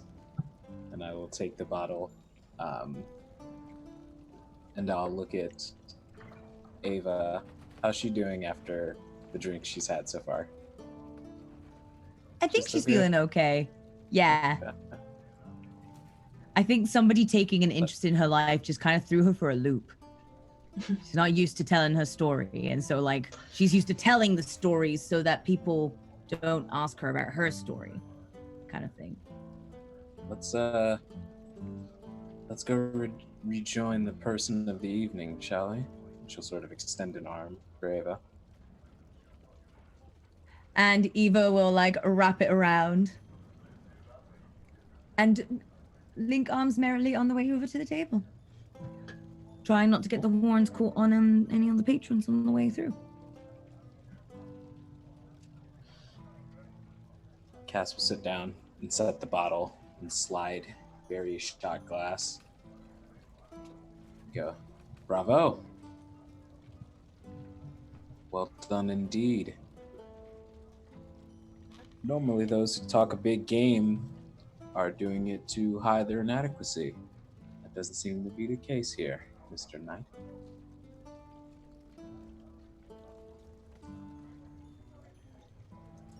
And suddenly, unfortunately, he had silent cast on him.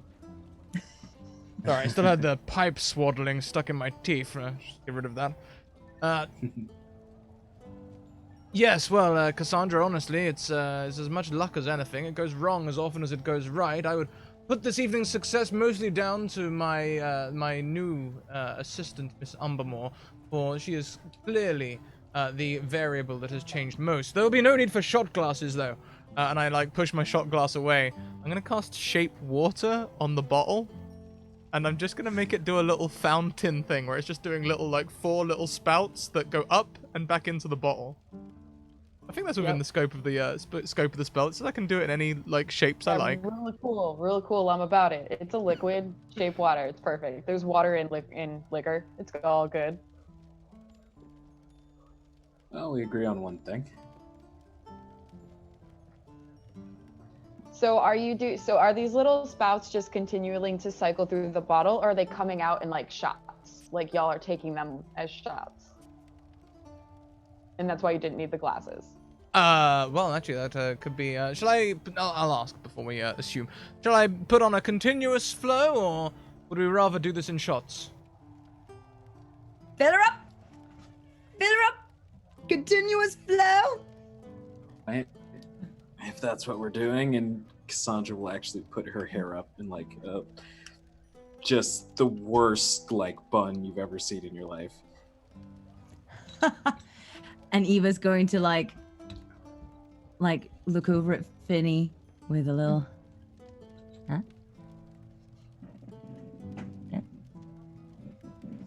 I'll just have the one, thank you. Well, I can have up Prefer to not 2 to. effects going at once, so I'll fire 1 towards Finny, and I'll be like, well, it looks like Philly won't be joining us, but feel free to step forward and have a little sippy on this pretty little ditty of all of this silly little spilly that's flowing from this bottle. It gets rather spilly when you take a little, and he'll carry on.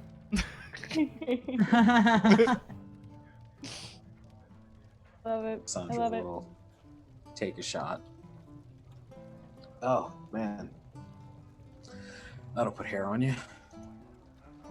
Tastes like the swamplands I used to call home. Not the worst I've had. Certainly not the best. Say the It's least. good. Oh, I got you some crab legs. I don't know if you eat seafood. If you don't, I'll gladly eat all of it. My motto is, eat seafood when you're less than 10 miles from the shore, and never eat it if you're more than 50 away. And So you as you should be say good. that, Sage yeah, wisdom. as you say that, he comes out with the bucket of crab legs and puts it on its table and has like basically a charcuterie board attached to it with meats and cheeses and breads, and sits it down and says, puts a hand on your shoulder. Barry looks at you and says, "Thank you again. I can't tell you how much business you brought to my establishment. I have a full house. I have a full upstairs. Thank you so very much." Alfred, my friend, don't you worry. You have a full house. You have no time for thank yous. Just keep your patrons served, and that includes us. This bottle will be done soon. Of course. And he kind of like once again like slaps down on the table and goes back behind the bar and keeps serving all the patrons. You've seen some disperse at by now, but there's still a hefty roar in the crowd. There's still a lot of people. Those same groups that Cassandra saw earlier are still there and looking around. A couple people who walk by the table actually notice you, Barry, and you all and kind of like whisper to the person next to them and point and do like the little, "Oh, I think that's them. Oh my goodness. Oh, they're over at the table." And you all sit and enjoy your meal. Is there anything else y'all would like to do on this evening before? Once Finny is done with the food, he's going to. Well, if it's all the same to you, I think I should retire. It's been a bit of a long day. Indeed. Thank you for the company. And the words, Barry. Of course. And he'll go upstairs to the room on the end. Okay. Unroll a bedroll onto the floor. Get down onto his knees and. Are you still with me? You feel a warm breeze come throughout the room, almost as if somebody is like touching your cheek and grazing it along. And for a second, you smell those lilacs for a faint moment before it turns to more of a cardamom and a deeper musky scent and flows throughout the room and out. Good to know you made the voyage. Hopefully I can see you again soon. Thinking of you. And then he'll go into his trance. And what is everybody else doing at this moment? That guy smells weird. Sorry. She'll say as that guy smells weird. Finny She'll say as or Alfred? yeah. Finny. There's something following him. With him. I don't think doesn't smell malicious, but something. And it's not Inkblot? No, Inkblot smells different. Aberrations usually smell like kind of like. Have you ever smelled the inside of a tea kettle you forgot to empty? No, but I have smelled the inside of many things that have not been cleaned. Is that kind of... I'm sure there's an allegory in there somewhere, yeah. Yeah, there's I don't know. Barry isn't in the spaces when Barry isn't talking. He's kind of looking at the crab legs, the gentle purr raising in his chest. Well, how do we have an intervention to tell Finny to take a bath? No, it's not that. My powers, things smell different. Not the Displacer Beast Master's ablutions that are in question, but instead the finicky methods of their faith, I reckon. Yeah, something. Can't tell what it is. It's weird. They have a very interesting tale. I can tell. I've seen many a tale. Theirs will be interesting. Yeah, you can kind of see it on his face. He looks like he worries a lot. So what of us then, friends? We journeyed together, we fought together on the docks, and now here we are in a tavern. Do we intend to journey together? The four of us? Well, for me, it's always the same thing. Wash, rinse, repeat. Find a town, find a drink, find a tune, find a free bed, and fight. Find a fight, leave, and wash, rinse, repeat.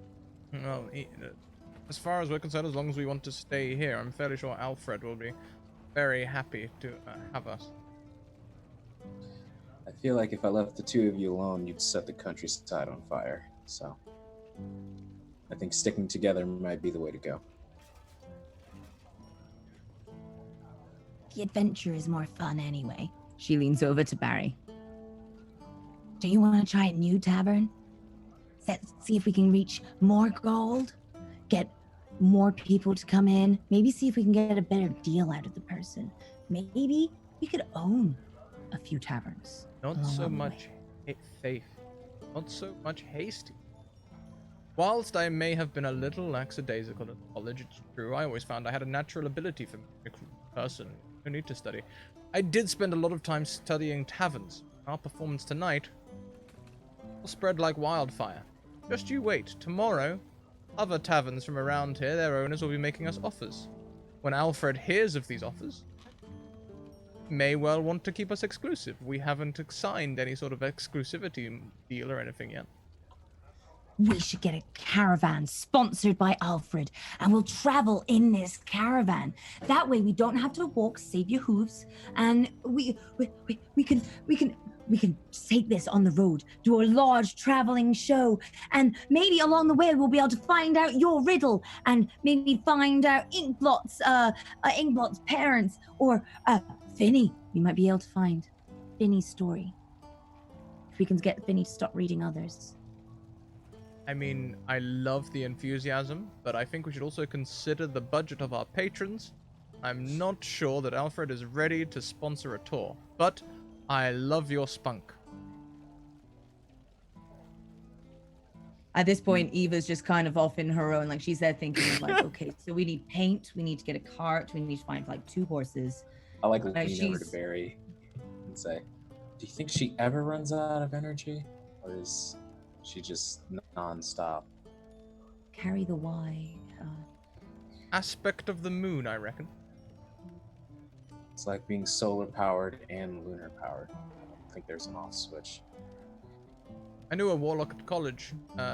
Told everyone he was a wizard, but let's say his ability with magic wasn't natural. But he took his patron gave him aspect of the moon. Nights out with him were crazy. I'll pat Barry on the back and go up to my room. Oh. Good evening. And when I get up there, I'll just sort of stare out the window for a while. And she'll pull out this little, like, it almost looks like a flash card that she tilts one way, and it sort of glitters, and it says, the fabulous Fantasias. She'll just turn it in her hand.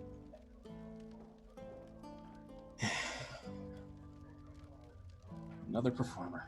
She'll tuck it away and lay down and try and sleep. Okay. Barry and Eva. 2 left the table.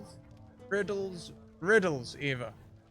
That is what our companions are full of, you know. At first I thought we were just another average Joes going across the countryside. Now I realize each of us has a story to tell. Wonder what yours will be. Very interesting. I mean, Cassandra left a little abruptly. You don't think I offended her, do you?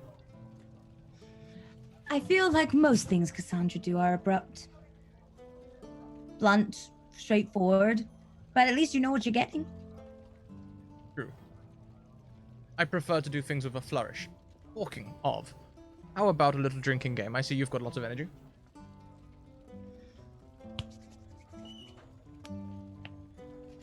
Right.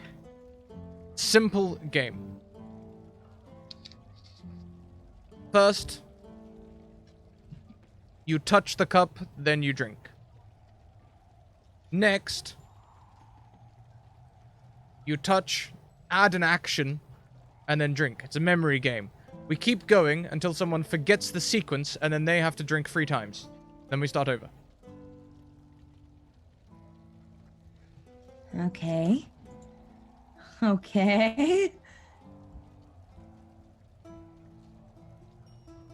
Color me Move my pipe away from intrigued. this. This will be, otherwise we'll have a real fire on our hands. Tap out my pipe on my boot.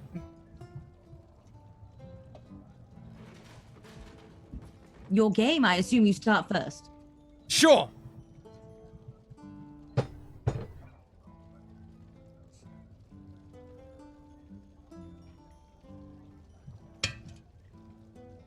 Well, since I started, you're the first to add an action. Ah, I see.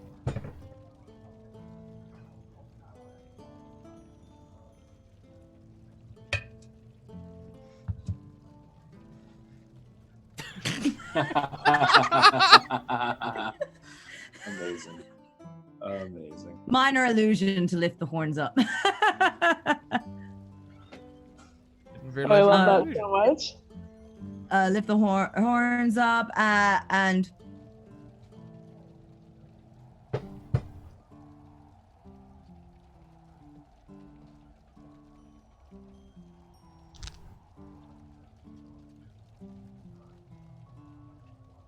going to bed. I'm going to bed. I'm going to bed.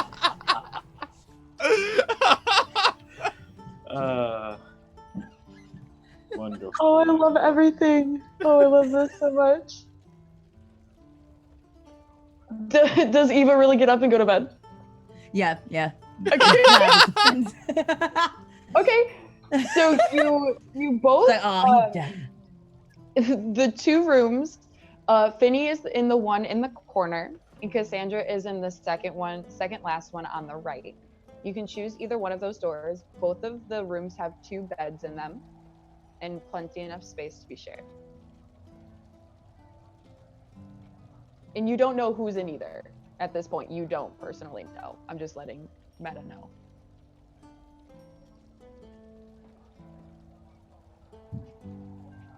And Barry, you're the only one left at the table. Yep.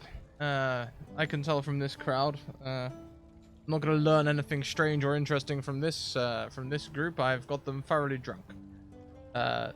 So with one last cry of 2 for 1 on cocktails, whispered on the winds with the gentle breeze of prestidigitation, I'm going to head up to my own bed for the night. But I take the bottle with me. Okay. Yeah, so you head off to bed. You both pick a respective room, climb into bed, and everyone falls gently asleep. Finny is not in one of the beds. He's just kneeling in silent meditation. Yes. And as you all gently and sweetly go into your trances or fall asleep, since Finny, you have gone into your trance first, you're in there for a while. And as you slowly start to get into that deeper set of your trance, you are once again met with that waft of warm air that feels like it's gently caressing your face, like it's close to you, like if it was an actual person, they would be but centimeters from your face. And as you feel this energy caress you, you smell the lilacs in the back, you smell the cardamom, you smell daisies and fresh grass, crisp air. The light around you is bright. It's a nice, bright, warm, yellow glow.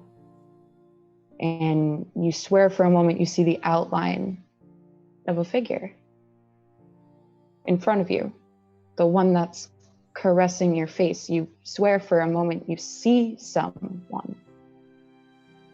And as you try to focus and let the image become clearer, it only makes it more blurry, and you reach out and you try to touch them back and there's nothing there. You just feel the energy go through and come back, and the face starts to become more crisper, but there's no features.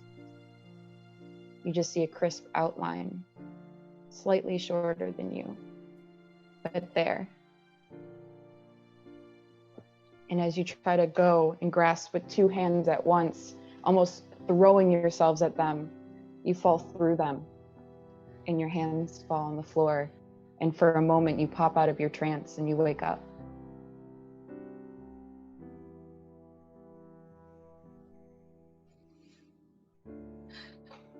Be home soon.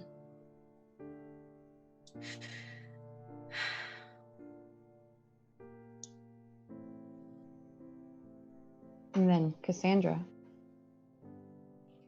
as you slowly drift off to sleep, you feel yourself plummeting, falling and falling and falling into darkness. You can't feel anything, no heat, no cold, just air rushing past you as you free fall. And before you wake up, before you feel yourself come to, you feel a gentle caressing into a giant body of water. Normally what would be a aggressive splash and drowning feeling is comforting. You feel yourself being blanketed, almost like a bed of feathers, by this water. And as you come and you become buoyant again and you start to float on this body of water, you look up and the sky turns from this black to this beautiful purple and blue mixture. And you see it swirl almost like the northern lights, and it becomes bright and then dims back. And you feel that same caress of the face. You feel that same warmth, that same energy and glow. And you feel a hand come up and cradle your head and your neck and lift you from this pool of water. And you feel this black cloak be placed over your body. And as this black cloak is placed over your body, you feel the water suddenly turn to grass, to dirt, to mud, to leaves, to twigs. You feel yourself rising as if being uncovered from a burial. And as this cloak is ripped from your face and from your body, you're laying in a field. And it's dark, and you're in the grass. And as you look up once more, it's once again that black sky, blotted with millions and millions of stars, and those soft purple and blue colors filing throughout the space. And you feel yourself go back into a deeper sleep, in a deeper trance, and it all fades to black. Because, Eva, you get upstairs, you find yourself a bed, you shake off the drinks and get yourself all cozy. And as you drift off to sleep, you hear the rain. You hear the storm begin to brew, the thunder and lightning crashing hard and shaking the energy around you. You could swear you were outside in the middle of a storm. But you're on a mountainside now, and it's muddy and it's wet and it's dark and cold. And you look out across the distance and you can hear drumming. You can hear yourself with the flutter of your heart matching the drum beat as it gets louder and louder and heavier and heavier. And as it comes to a crescendo, you hear this lightning crash and this thunder boom, and the sky brightens up. And as the sky brightens up in that small moment, you see a figurehead outlining in the clouds. The figure looks at you and smiles and places its hand on the top of your head and gently caresses your face. It's soft and warm. The energy is static, like that electricity is flowing through your body, and you feel your shoulder with that familiar, never so close coral scar begin to brighten, and it comes alive. You see it flow off of your body and shoot electricity out in one direction, and in one, you see divine light coming and crashing into you. But instead of being afraid of it, instead of coiling into it, you embrace it. You let it strike you. You let that light flow through you, and you watch as it comes out of your scar on the other side. The figure in the clouds receives its hand, smiles once again towards you as another flash of lightning hits, and the figure is gone. You're left standing on this mountainside in the rain. And as it falls down, you're left sitting there. And you gently, too, fall back into a trance. And everything falls away into black. And you are still sleeping. And Barry, as Barry goes to bed, in his billowing cloak and his flourish of his hat, he sets it down, decides to go to bed, get all cozy with that bottle right next to him just in case. And as you drift off to sleep for a bit before I settle down. Yeah, you make a little biscuits, get yourself all cozy. Yep. And as you drift off, you are met with bright lights immediately. You are met with the sound of roaring laughter and cheers and almost a stadium of people as you are in the middle of it on a raised platform. And as this platform rises with the amount of applause, you feel yourself too rise and grow larger. No, that's just an illusion. No, it's only an illusion. But as you look down, you actually physically see yourself growing larger, but you don't remember it being an illusion. So it must not be. You touch yourself and you panic for a small moment as the cheers get louder and heavier, and the roar gets so intense that only you, as you grow larger, can mimic the growth of the cheer. and everyone is calling your name, and everyone is begging for your attention. And as everyone begs for your attention, you see off in the distance, you see a mountainside. And on the mountainside, you see a glitter, a glow, something else that calls to you. But the distraction is only a moment until you realize you are in the midst of everything you could want, the fame, the glory, the hype, everyone cheering your name. This is what you want. But in the back of your mind, you can't think of elsewhere and other things. And what else might be beyond the stadium? And as you start to contemplate and feel your mind being taken somewhere else, you as a person grows smaller and smaller, smaller, until you're back at your normal height, your normal stature. And you are standing on just a normal platform. And now the stadium has turned back into the fish hammock inn. And the people that were cheering and calling your name are now drinking and enjoying time with the people that they came with. And you are left standing there in the same place that you just were. And you will too fall back asleep.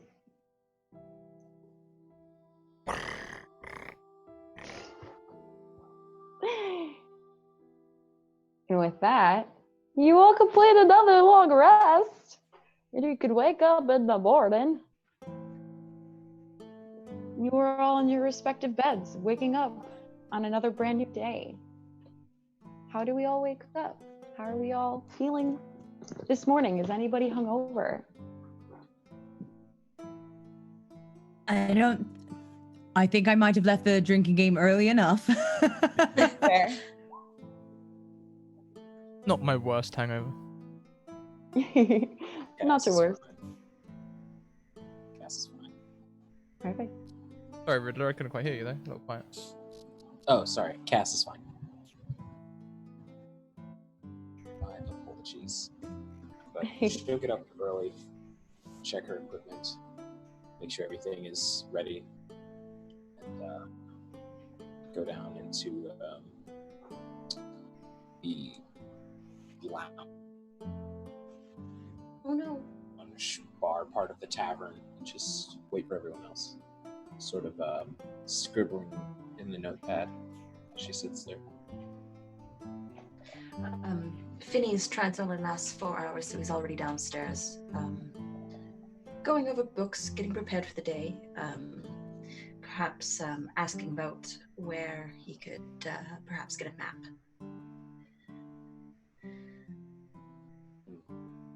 Perfect. And as everyone kind of wakes up and goes about their morning routine, we'll break here. I'm terrible with breaking. So we'll take a real quick break so everyone can kind of collect themselves after that little Oh my goodness. thing. Yeah, honestly, I completely forgot about my break myself. I was so Yeah. engrossed. GG. I didn't realize until I suddenly needed to pee, and then I was like, oh shit. Oh, No, yeah, so we'll break for a couple minutes. We'll come back and we'll get gearing into the last little bit of the session here. But yeah. So, friends, I'm going to play an ad. You all should go and grab a drink, stretch, take a bio, do the things that we're going to do, and we'll be back in 5 minutes. and wash 5 your minutes. hands. Wash your Yes. hands. I need to get a Purell sponsorship, like, seriously. Together package.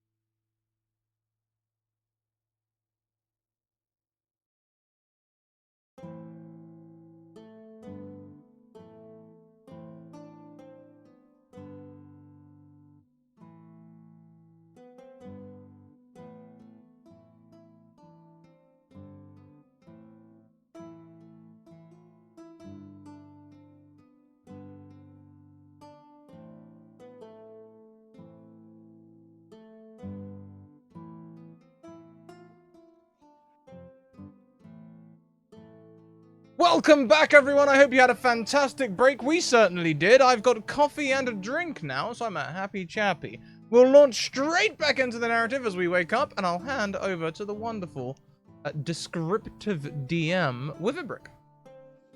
Hey, we're back. All right. So as we all kind of wake up and get ready for another day ahead of us, what do our mornings kind of look like? How do we prepare for said day? What are we doing? I think Eva will be counting through the coins that she gathered from yesterday, and you see her kind of divvying up what gold she has and the coins that she got from the tip jar kind of into these like two little piles. And she's like, cart, cat,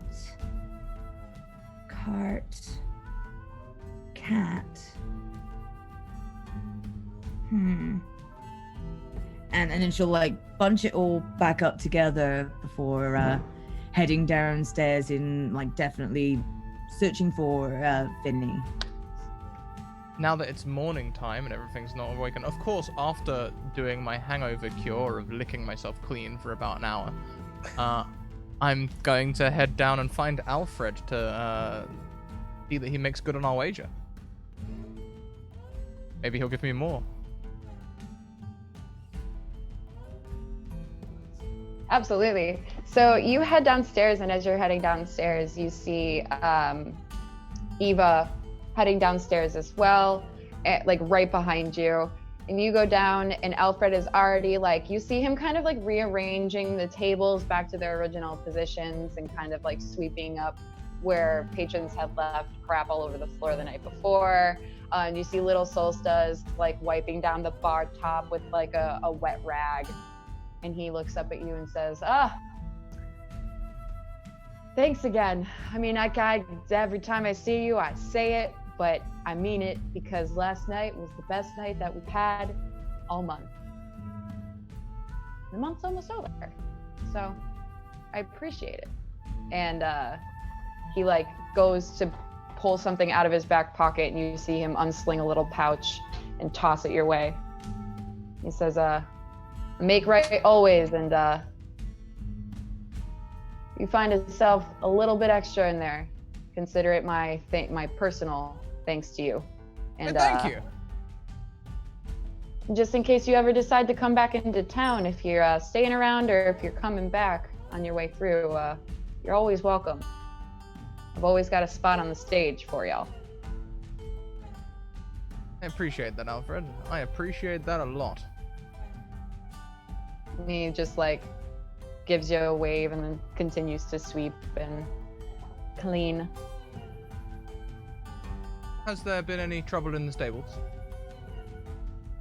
Not that I've noticed. I didn't even know there was anything else in the stables besides the one horse that we keep in there. Do you have a mount that's in there? Yes, you remember we agreed that you would provide bed and board for my companions and my mount, you know, whatever our dietary requirements were. Yes. Oh, yeah, Solsta brought the bucket of chum out there. Does your horse eat chum?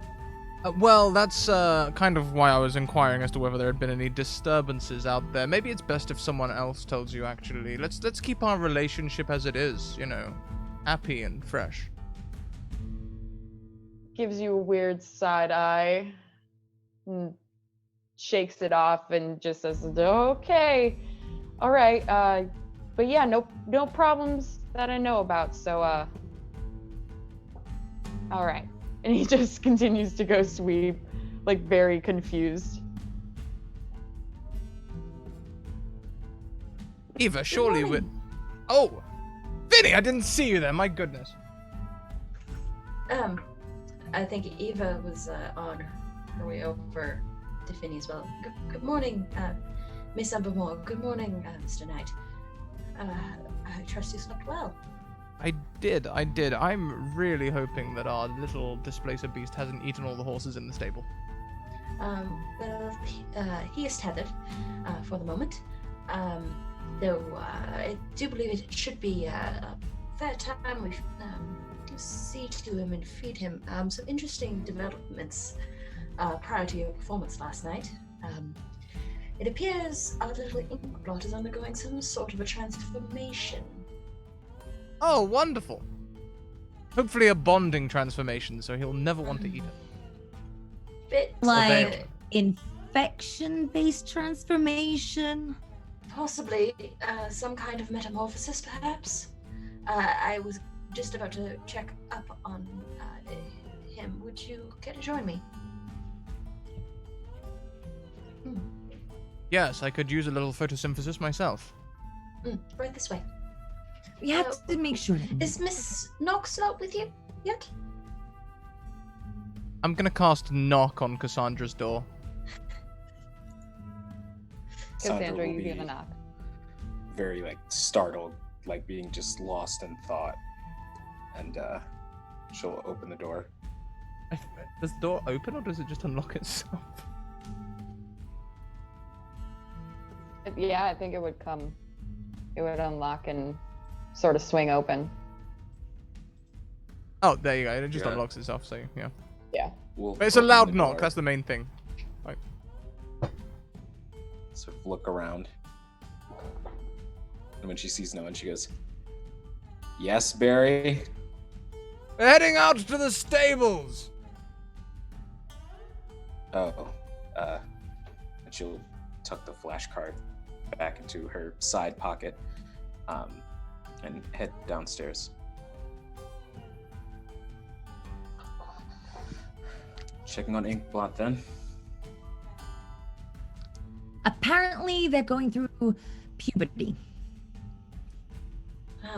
Something a bit more complex than that, I'm afraid. But we Don't should tell see me, Develop but in I the think morning. puberty was pretty complex for me. Whew.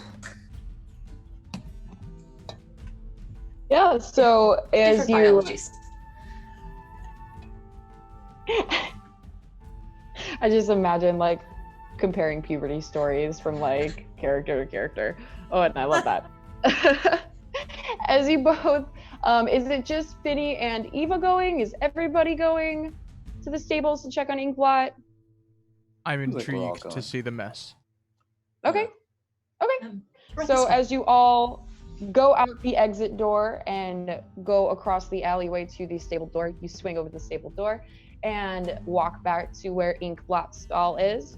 And as you come around the corner, Vinny, I assume, is heralding this endeavor as being the one who has seen Inkblot the most. But as you turn the corner, Finny, you see that Inkblot is hunched in the back corner of the stall, in the darkest part of it, and is just sitting there kind of in a mix between an uncomfortable stance and a defensive stance. Oh no.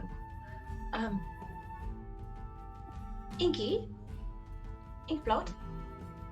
Just looks at you and kind Yeah, of gives kitty, you kitty. this low growl and this look of unsure. Oh no, it's okay. It's okay. Do I have anything? Do we have anything that could potentially calm Inkblot? Miss Amabor, didn't you do that previously? Calm the emotions of the beast somewhat? Right. And she's actually going to use speak with animals. Okay, absolutely. So as you cast Speak with Animals, are you going to speak first, or are you trying to discern what it's trying to say first? I'm going to try and discern what it's trying to say first. Okay.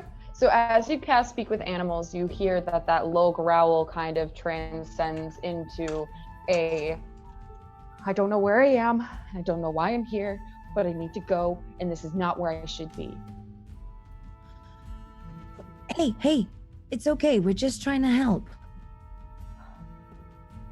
Help? Who are you? Why am I here? Where am I? Eva, you attacked us. We decided to help you rather than kill you. Eva. I've never met an Eva. I don't know what's going on, and everyone else at this point will see that its body is it's doing like that panther swoop across from side to side of its stall, like pacing back and forth. And everybody roll me a perception check as it's pacing back and forth. I see nothing except for spilled coffee. Oh no. Sadness. Okay. The only victim is my waterproof keyboard. Waterproof, that's good. So as we're all kind of like looking at this scene, Finny, especially, you have picked up very quickly that the stage that you left this beast in is better than the stage it is in now. It is continually rapidly decrease. The places where the fungal tissue had to start to overgrow its actual flesh has now transcended up into the side of the face. You see half of the face is now kind of gone and replaced with this fungal and moss tissue that replaces the flesh. You see that the color of the body is now darker. It is like this dark purple and green mixture. And the sludge, the black ichor that has been falling off of it is thicker once again, to the point where it's almost like mousse. Like it's like that consistency where it's like thick, but still lightweight. So when you touch it, it's like translucent and weird in your hands. It's got some like elasticity. So when you prick it apart with your fingers, you know, it follows you. It doesn't break apart easily. But you do see now that those open wounds that had started to grow things out of them continually are growing and basically splitting the side of this beast open. And fauna and these vines and these mushrooms are just growing out of it at such a rapid speed that you can see it almost, if you pay close enough attention, see it slowly moving and like growing outwards. Miss Umbro, I'm assuming that you're speaking to the beast. Mhm. Perhaps, It's very lost. It's scared. Ask it if it remembers anything from yesterday. Any recollections of yesterday? Yesterday, no. I only remember being in the woods, and now I'm here, and everything else is a blur, and I don't remember anything, and I'm really scared. I just want to go home. Do you...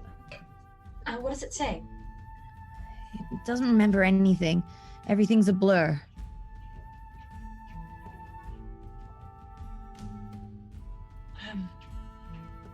Tell it we're sorry.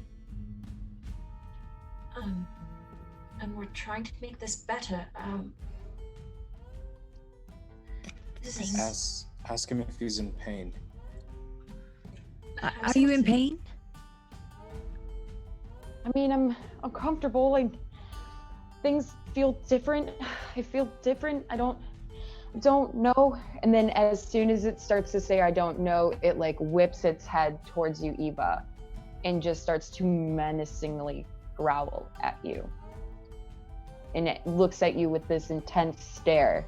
And even through its growl, you can't discern what it's saying. It is just anger. It is fueled with vile anger towards you. And you all see the beast get in this extremely defensive and aggressive stance and looking straight at Eva. Cassandra will put a hand on the rapier and say, "Step back."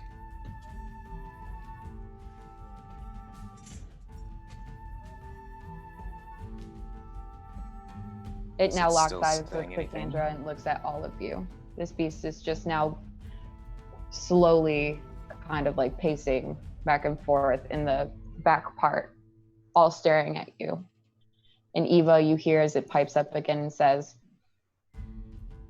"I'm going to leave one way or another. You will let me leave peacefully, or I will kill you while trying." Giving us ultimatums. What kind of ultimatums? We either kill it or it kills us. But what does it want? It wants to go back.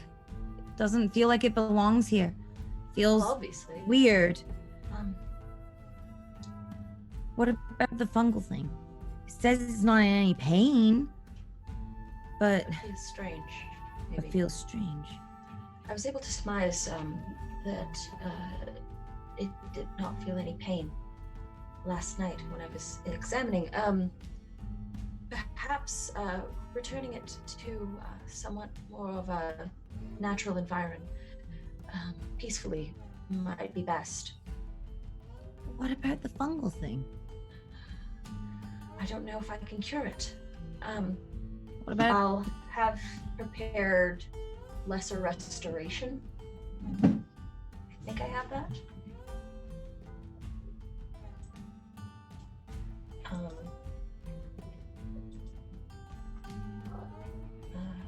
Yes, and I'd like to cast that, I think. Okay. So as you cast Lesser Restoration, you get a cold breeze this time that kind of comes through and wafts off of Finny, and everyone in the vicinity can kind of feel this energy as it moves from Finny over to the Displacer Beast, over to Inkblot, and kind of cradles Inkblot. And in the immediate kind of feeling of it, you see the beast kind of falter and kind of sway as it kind of goes up and over. You see this waft of arcane energy kind of flow up and into the beast, and parts of where the vines that were growing apart those puncture wounds start to like become black ash and fall off. And although most of the ash and these vines are falling off, you do see that rapidly after you cast a spell and it goes over and restores part of this creature, that there are now just some bits and pieces that are continuing to grow out of it. It is basically almost replacing exactly what just kind of got burnt off. It doesn't seem to have made a major effect. Can I possibly do an insight check on the fungal thing? Or like a medicine check? I want to see whether maybe it might be a curse or something like that more than it is like, yeah. Yeah.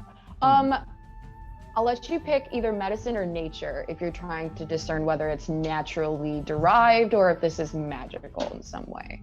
Okay, cool. I'll do it in nature. 16. Okay, so you do surmise that like the things that are growing off of this creature are natural. They are things that you would see out in any swamp, any forested woodland area, any area that has like a lot of vegetation and fauna growth. They are naturally derived things. However, for them to be growing at this rate in the consistency on a living being, such as a displacer beast, extremely unnatural, but you don't get any sort of deeply arcane from it. You know that there is something extra special, extraterrestrial, for lack of a better terms, about this going on, but you don't think it's a curse per se. You don't think it's something that has been dubbed on this specific creature for a specific purpose. Okay. Thank you. Yes. Perhaps I could also have a look. I am, after all, an all-powerful wizard. By all means, Mr. Knight. I am going to look at the creature and say loudly, "Don't worry, I will use my knowledge of Arcana to discern what is possibly wrong with this creature." And quietly, I'm going to mumble under my breath, "Never failed me before, come on. Hit me with something." And I'd like to do a religion check instead. Yeah, absolutely. I am praying to the god of beer and lack of studying. And he's not listening. So, religion check. What are you trying to ascertain from this religion check? Arcana is the study of magic, right? Yes. Religion is magic through faith, right? Yes. So I'm trying to ascertain whether there is anything magical happening to this creature that we could perhaps cure with a Absolutely. pilgrimage or a blessing or some other kind Absolutely. of religious thing. So, in your not extremely extensive knowledge on religion, but in the arcane practice that religion kind of sometimes is a vessel for, you can't surmise that this is something that a pilgrimage will solve. However, you in your recollection have heard of certain deities or fiends or things that have come throughout the plane that have wanted to incite disease or incite problems in order to fulfill whatever sort of agenda that they have. And while this is not necessarily coming off as cursed or arcane specifically, you do ascertain from just the powerful ability of this creature to not feel pain, to be able to decompose but not be dead. You are kind of picking up on some tangents that this is the workings of something a little bit bigger than a humanoid, of a creature of the realm. So, touching on your words there, something that is very solely in the hands of clerics, like our friend Finny, probably, is the ability to turn undead. Is it like an undead kind of not being able to die, or is it more like just some sort of purgatory? From that role, you're not entirely sure. You more so assume it's this weird transitional purgatory state, because it is not undead as Finny had once told you, but it is alive, but not quite alive in the most natural sense. Does Barry share this inkling with the group?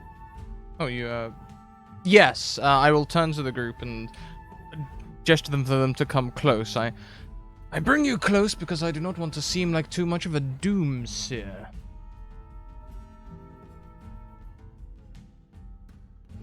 By my reckoning, one of the four horsemen walks amongst this creature. A plague of biblical. Alright, I know that this is your thing, but could you get to the point? I don't have much more than that, honestly. I can't tell you how to cure it. I can't tell you what's wrong with it. I just know that it's very sick. So we need clerics. I will sheath my rapier. I've tried my. Hearing that this is like kind of like an undeath-ish kind of thing. And I will kneel in front of it.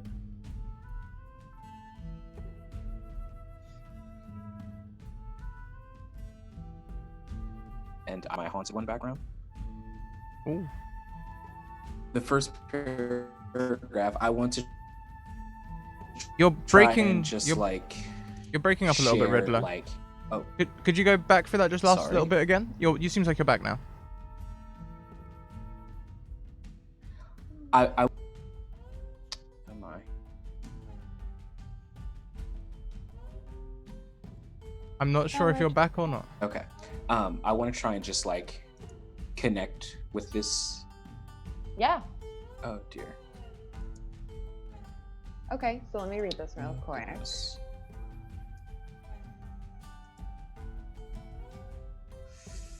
Okay. So you're just more so trying to have a bonding moment with this displacer beast, correct? Yes. Okay. So Yeah, that's what I'm going for. yeah, so using this attribution of yourself, you kind of project this energy of like going through unimaginable trauma and horror and knowing what that deeply and intimately feels like, and being able to lock eyes with this displacer beast.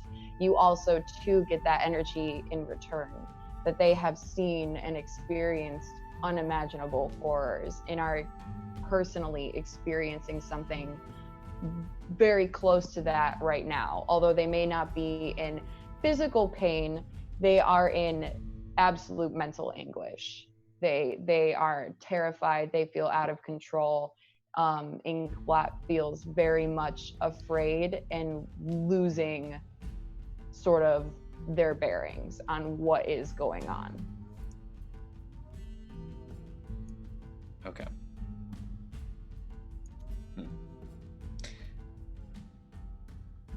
I don't comprehend language. Probably wouldn't.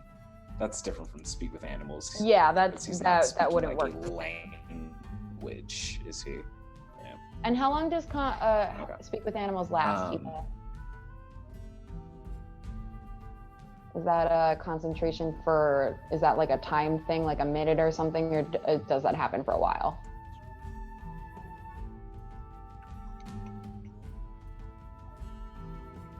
Ooh, did we lose Alex? No.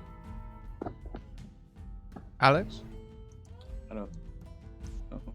Muted. I swear, for a while there, Zoom just like wasn't moving, and I was like, Yeah, it kind of like shifted on me too for a second. But no, I was just asking, how long does speak with animals last?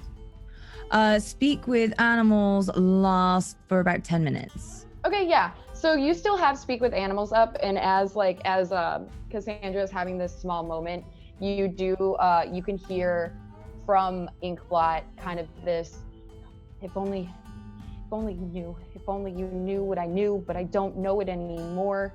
I can't remember. I don't know how I got here. I just want to go home. It knows something, but it can't remember it. It was like, if only you knew what I knew, but I can't remember. Should tell him we'll take him home. We'll take you home. And as you say that, there's a soft knock at the door of the stables. And you hear a voice, a soft male voice, say, if you're gonna try and take it home, you might need some of our help. And that's where we're gonna end the session today. Ooh. And we can pick up on that excitement next week. You can see who is offering their assistance to the party. But yeah. Goodness. Who could it be? Oh my now? goodness, indeed. Well, everyone, we do have credits to outro with today. Have I prepared them? No, but they'll be prepared shortly. Let no one tell you I'm an unprepared person. I've never flown by the seat of my pants in my life. I swear. We do have other things to go through though.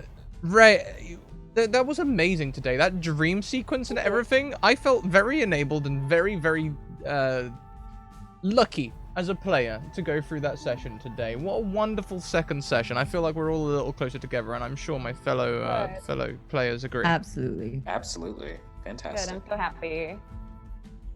Good. Ladies and gentlemen, if you have enjoyed today's show, there's a little bit of Barry stuck in me now. I'm being very grandiose with a full ladies and gentlemen. Ladies and gentlemen, theys and familiars, thank you for joining us this evening. If you liked what you saw, check out our social links. Oh, thank you. The bot just posted it for me. Discord, Twitter, and YouTube. Go and check them all out. Discord is a wonderful place where you can come and find like-minded individuals who want to learn to play TTRPGs. Maybe they want to just have some fun. Maybe they want to turn this into a career. There's all sorts in there, and you'll find your tribe. Trust me. Twitter. Send me a DM on Twitter and I'll get you a game. It's that simple. That's how you get started. Just send me a DM. We'll get you on the list. After a few weeks, you'll be in a game. Then before you know it, I'll be peer pressuring you to DM in the break in the game. It happens that quickly. It happens. That's how I got this spot. I will not lie. It happened at the end of a Scrat campaign. comes out fast. You want a DM? I was like, yeah, I want a DM. He's like, okay, cool. And then messaged me like weeks later and was like, yeah, so about that DMing. And I was like, oh, that was real. That was real. Now we're here. And now we're here. Works. That's how it works.